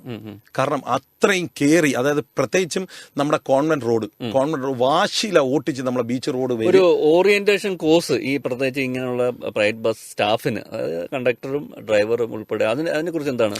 ഇവര് ഈ സർവീസിൽ കയറുന്നതിന് മുമ്പ് ഒരു ക്ലാസ് എടുക്കുന്നത് മാത്രമല്ല, വകുപ്പിന്റെ കീഴിൽ ഒരു ക്ലാസും അവർക്ക് ഒരു സർട്ടിഫിക്കറ്റും കൊടുക്കുന്നത്, ഒരു ഉത്തരവാദിത്വം ഉണ്ടാക്കാൻ വേണ്ടി അവരെന്ത് പാലിക്കണം, എങ്ങനെയൊക്കെ ചെയ്യണം, അല്ലെങ്കിൽ അവരെ ഒന്ന് എന്താ പറയാ ഒരു ഓറിയന്റേഷൻ, അവർക്ക് ഒരു എന്താ ഒരു ലക്ഷ്യം, എങ്ങനെ ഇത് വണ്ടി ഓടിക്കുന്നത് അല്ലെങ്കിൽ ജനങ്ങളോട് എങ്ങനെ ഇടപെടണം, അതിനൊക്കെ തന്നെ ഈ പറഞ്ഞ സ്പീഡ്, ഓവർ സ്പീഡിനെ കുറിച്ചും കുട്ടികളോട് അല്ലെ പറഞ്ഞ് പലപ്പോഴും ഈ നമ്മൾ ശ്രദ്ധിക്കുന്ന ഒരു കാര്യം എന്ന് പറഞ്ഞാൽ സ്കൂൾ കുട്ടികൾ നിർത്തുന്നില്ല. അത് വലിയൊരു പ്രശ്നമാണ്. കാരണം സ്കൂൾ കുട്ടികൾ കൈ കാണിക്കുമ്പോൾ അവർ നിർത്തുന്നില്ല. ബാക്ക്ഗ്രൗണ്ട് ചെക്ക് ഇവരെ എങ്ങനെയാണ് ക്രിമിനൽ ആക്ടിവിറ്റീസ് ഉള്ളവരാണ് പലപ്പോഴും. അതുമൊക്കെ ഇപ്പം ഡ്രഗിന് അടിമയായിട്ടുള്ളവർ വണ്ടി ഓടിച്ചു കഴിഞ്ഞാൽ നമുക്കറിയാമല്ലോ. അല്ല, അതാണ് ഞാൻ പറഞ്ഞത്. യഥാർത്ഥത്തിൽ ഡിപ്പാർട്ട്മെന്റ് ഏത് ഡിപ്പാർട്ട്മെന്റാ ഉള്ളത് ആ ഡിപ്പാർട്ട്മെന്റ് ചെക്ക് ചെയ്യണം. ഇവര് മദ്യപിച്ചാണോ വണ്ടി ഓടിക്കുന്നത്, ഇല്ലെങ്കിൽ ഇവരെന്താണ്. കാരണം ഇത്രയും സ്പീഡ് സാറേ എന്തോ ഇത്. കാരണം എന്ന് പറഞ്ഞാൽ നമ്മുടെ ജനങ്ങളെ കൊണ്ടുപോകാനല്ലേ ബസ്. അപ്പൊ ഈ ജനങ്ങളെ വാശിക്ക് ഉണ്ട്. നമ്മൾ അത് നിയമ നടപടി എടുത്തേ പറ്റത്തുള്ളൂ. കാരണം ഏത് ഡിപ്പാർട്ട്മെന്റ് ആണോ അവരെ ഏൽപ്പിച്ചിരിക്കുന്ന ആ ഡിപ്പാർട്ട്മെന്റ് ചെക്കിങ് നടത്തുക. അല്ലാതെ ആ ഉദ്യോഗസ്ഥരെ മേളിൽ പഴിചാരേണ്ട കാര്യമില്ല. കാരണം അവര് നോക്കാനുള്ള ആൾക്കാരാണ്. അവര് വണ്ടി തട്ടി ഈ പറഞ്ഞ പലയിടത്ത് ചെക്കിങ് നടക്കുമ്പോൾ പല ആൾക്കാർ എന്തിനാ ചെക്കിങ് നടത്തുന്നത്, എന്തിനാണ് ഇവര് അനാവശ്യമായിട്ട് ചെക്കിങ്, അവര് നമ്മുടെ സേഫ്റ്റിക്കാണ് ചെക്കിങ് നടത്തുന്നത്. അതിന് ആരും തടസ്സം നിൽക്കാൻ പാടില്ല. ഇപ്പൊ ഹെൽമെറ്റ് അവരെ സേഫ്റ്റിക്കല്ല, നമ്മുടെ സേഫ്റ്റിക്കാണ് ഹെൽമെറ്റ് ഇടുന്നത്. സീറ്റ് ബെൽറ്റ്, ഒരു ആക്സിഡന്റ് നടന്നു കഴിഞ്ഞാൽ തെറിച്ച് പോവാതിരിക്കാനാണ് സീറ്റ് ബെൽറ്റ് ഇടുന്നത്. അപ്പൊ അതെല്ലാം നമ്മുടെ സേഫ്റ്റിക്കാണ് നമ്മൾ ചെയ്യേണ്ടത്. അപ്പൊ അത് ജനങ്ങൾ സഹകരിച്ചേ പറ്റത്തുള്ളൂ. ജനങ്ങളല്ലാതെ അവരെ കുറ്റം പറഞ്ഞിട്ടോ ഇല്ലെങ്കിൽ അത് കണക്കന്നെ ഇൻഷുറൻസ് ഇല്ലാത്ത വണ്ടികൾ, പൊല്യൂഷൻ ഇല്ലാത്ത വണ്ടികൾ, ഇങ്ങനെ ഒരുപാട് പ്രശ്നങ്ങളുള്ള വണ്ടികൾ, ഇത് ഏതെങ്കിലും ഒരു പാവപ്പെട്ടവൻ ഇടിച്ചു കഴിഞ്ഞാൽ ഇൻഷുറൻസ് പോലും കിട്ടത്തില്ല. അതിന് ചെക്കിംഗ് കമ്പൽസറി അത് നടത്തിയിരിക്കണം. ഈ മത്സര ഓട്ടം അത് നിർത്തണം. അത് നമ്മുടെ മന്ത്രി ഇടപെട്ട് അത് മത്സര ഓട്ടത്തിന് മന്ത്രി ചില കാര്യങ്ങൾ ഇപ്പം വളരെ എന്താ പറയുക ഇതായിട്ട് പറയുന്നുണ്ട്. ഇതിങ്ങനെ ചെയ്തു കഴിഞ്ഞാൽ കർശന നടപടിയെടുക്കും, ഞാൻ മുഖം നോക്കത്തില്ല. അപ്പൊ അതിലൊക്കെ ഗണേഷ് സാറിന് നമ്മൾ നന്ദി പറയുവാണ്. കാരണം എന്ന് പറഞ്ഞു കഴിഞ്ഞാൽ അത് തീർച്ചയായിട്ടും അത് ചെയ്തിരിക്കണം. അതുപോലെ തന്നെ സാറേ നമ്മുടെ എനിക്ക് ഈ ഒരു അവസരത്തിൽ പറയാനുള്ള നമ്മുടെ ലാൽ ബഹദൂർ സ്റ്റേഡിയം എത്രയും വേഗം അത് നന്നാക്കി അത് തുറന്ന് നമ്മുടെ എന്താ പറയാ അവിടുത്തെ എക്സസൈസിനും മറ്റു കാര്യങ്ങൾക്കും ഒരുപാട് പ്രോജക്റ്റ് കൊണ്ടുവരണമെന്ന് എനിക്ക് ആഗ്രഹമുണ്ട്. അതൊന്നും നമ്മുടെ എന്തോ ഇപ്പൊ തന്നെ ഇന്ത്യൻ ക്രിക്കറ്റ് ടീം ഈ കൊല്ലത്ത് നടക്കണം. പക്ഷെ അതിനുള്ള സ്പേസും അതിനുള്ള സംഭവങ്ങളും നമുക്ക് ഇവിടെ ഇല്ല. അപ്പൊ ആ ഒരു രീതിയിൽ ഇവിടെ ഇല്ല. അപ്പൊ ആ ഒരു രീതിയിൽ അതെല്ലാം കൊണ്ടുവരണം. പിന്നെ ഡൊമസ്റ്റിക് എയർപോർട്ട് വരണം. പക്ഷെ അതിനുള്ള സ്ഥലം നമുക്ക് ഇവിടെ ഇല്ല. അപ്പൊ അങ്ങനെ ഒരുപാട് ആഗ്രഹങ്ങൾ തീർച്ചയായിട്ടും ആ ഒരു നോട്ടോടുകൂടി നമുക്ക് അവസാനിക്കാം. ഇപ്പൊ ഇനി നമ്മൾ ചർച്ച ചെയ്യാനാണെങ്കിൽ ഇനിയും ഒട്ടേറെ വിഷയങ്ങൾ നമുക്ക് ചർച്ച ചെയ്യാനുണ്ട്. ഓക്കെ. അപ്പോൾ അല്ലെ ഇത്തരം പൊതുപ്രവർത്തകർ നമ്മുടെ ഇതിനുള്ള പ്രവർത്തകരാണ് എനിക്ക് തോന്നുന്നത്. ഇല്ല ഇങ്ങനെയുള്ള പല എല്ലാവരും ചെയ്യണം സാറേ. പിന്നെ അതേ കണക്കന്നെ സാറേ ഈ കുടുംബശ്രീ യൂണിറ്റ് അവർക്കുള്ള സഹായങ്ങളെല്ലാം അതാത് കൗൺസിലർമാർ ചെയ്തു കൊടുക്കണം. കുടുംബശ്രീ നല്ല ഒരു എന്താ പറയുക ഒരു ശക്തി പ്രാപിക്കണം. അപ്പൊ അവർക്കുള്ള എന്തൊക്കെ ആനുകൂല്യങ്ങളാണോ അതെല്ലാം ചെയ്തു കൊടുക്കണം. പിന്നെ എന്ന് വേണ്ട ആഗ്രഹങ്ങൾ ഒത്തിരി ബാക്കി കിടക്കും. എനിക്ക് പറഞ്ഞു തീർക്കാൻ പറ്റില്ല, നമുക്ക് അതിനുള്ള സമയവും ഇല്ല. നമുക്ക് പിന്നെ ഒരിക്കലാവാം. എന്തായാലും ടീം വാസുജിക്ക് എന്തായാലും എല്ലാവിധ ആശംസകളും. താങ്കൾ വലിയൊരു Thank you, sir. Thank you. വലിയൊരു നേതൃത്വമാണ് കൊടുക്കുന്നത് ഇത്തരം ഇടപെടലിൽ. അല്ല, നമ്മൾ പറയാനുള്ളത്, നേരത്തെ പറയാനുള്ളത്, എല്ലാ ഡിപ്പാർട്ട്മെന്റും എല്ലാ ഉദ്യോഗസ്ഥരും അവരുടേതായ കാര്യങ്ങൾ ചെയ്യുക. അല്ലാതെ നമ്മുടെ സി എമ്മിനെ കുറ്റം പറഞ്ഞിട്ട് യാതൊരു കാര്യവുമില്ല. സി എം പറഞ്ഞിട്ടുണ്ട്, അവർക്കുള്ള അധികാരം കൊടുത്തിട്ടുണ്ട്. ഉദ്യോഗസ്ഥരും ഇപ്പൊ ജനങ്ങളും ജനങ്ങൾക്കും ചെയ്യാനും ജാഗ്രത പുലർത്താനും അതേപോലെ എല്ലാ കാര്യങ്ങളും എല്ലാ ഡിപ്പാർട്ട്മെന്റിനും വളരെ സൗമ്യമായി ചെയ്യുക. ജനങ്ങൾ ചെയ്യേണ്ട കാര്യങ്ങളും ഈ പറയുന്ന പൊതുയിടങ്ങൾ വൃത്തികേടാക്കുന്നത് പങ്കാളിത്തത്തോടുകൂടിയാണ് നടക്കുന്നത്. തീർച്ചയായിട്ടും. അപ്പം അത് കൃത്യമായി പാലിക്കുക. പിന്നെ എനിക്ക് ഈ ഒരു അവസരം തന്ന ബെൻസിർ റേഡിയോന് ഞാൻ നന്ദി പറയുകയാണ്. ഈ ഒരു അവസരം ഇതിന്റെ ക്രൂവിനെല്ലാം ഞാൻ നന്ദി പറയുകയാണ്. അപ്പോൾ എല്ലാവർക്കും എല്ലാവിധ ആശംസകളും ഞങ്ങളുടെ റേഡിയോ ബെൻസിന്റെ. ഇനിയും ഇത്രയും നല്ല പ്രവർത്തനങ്ങൾ കാഴ്ചവെക്കട്ടെ. എല്ലാവിധ ആശംസകളും ആരോഗ്യമൊക്കെ നൽകട്ടെ. അപ്പോൾ അങ്ങനെ പറഞ്ഞുകൊണ്ട് ഞാൻ ഇന്നത്തെ ഈ ഇന്റർവ്യൂ ഇവിടെ വൈൻഡപ്പ് ചെയ്യാണ്. നമുക്ക് പിന്നെ ഒരിക്കൽ എപ്പോഴെങ്കിലും സമയം കിട്ടുമ്പോൾ വീണ്ടും നമുക്ക് ഇതിനുള്ള വിഷയങ്ങളുമായിട്ട് നമുക്ക് ചർച്ചയ്ക്ക് ഇരിക്കാം. Okay, thank you. Thank you sir. Thank you.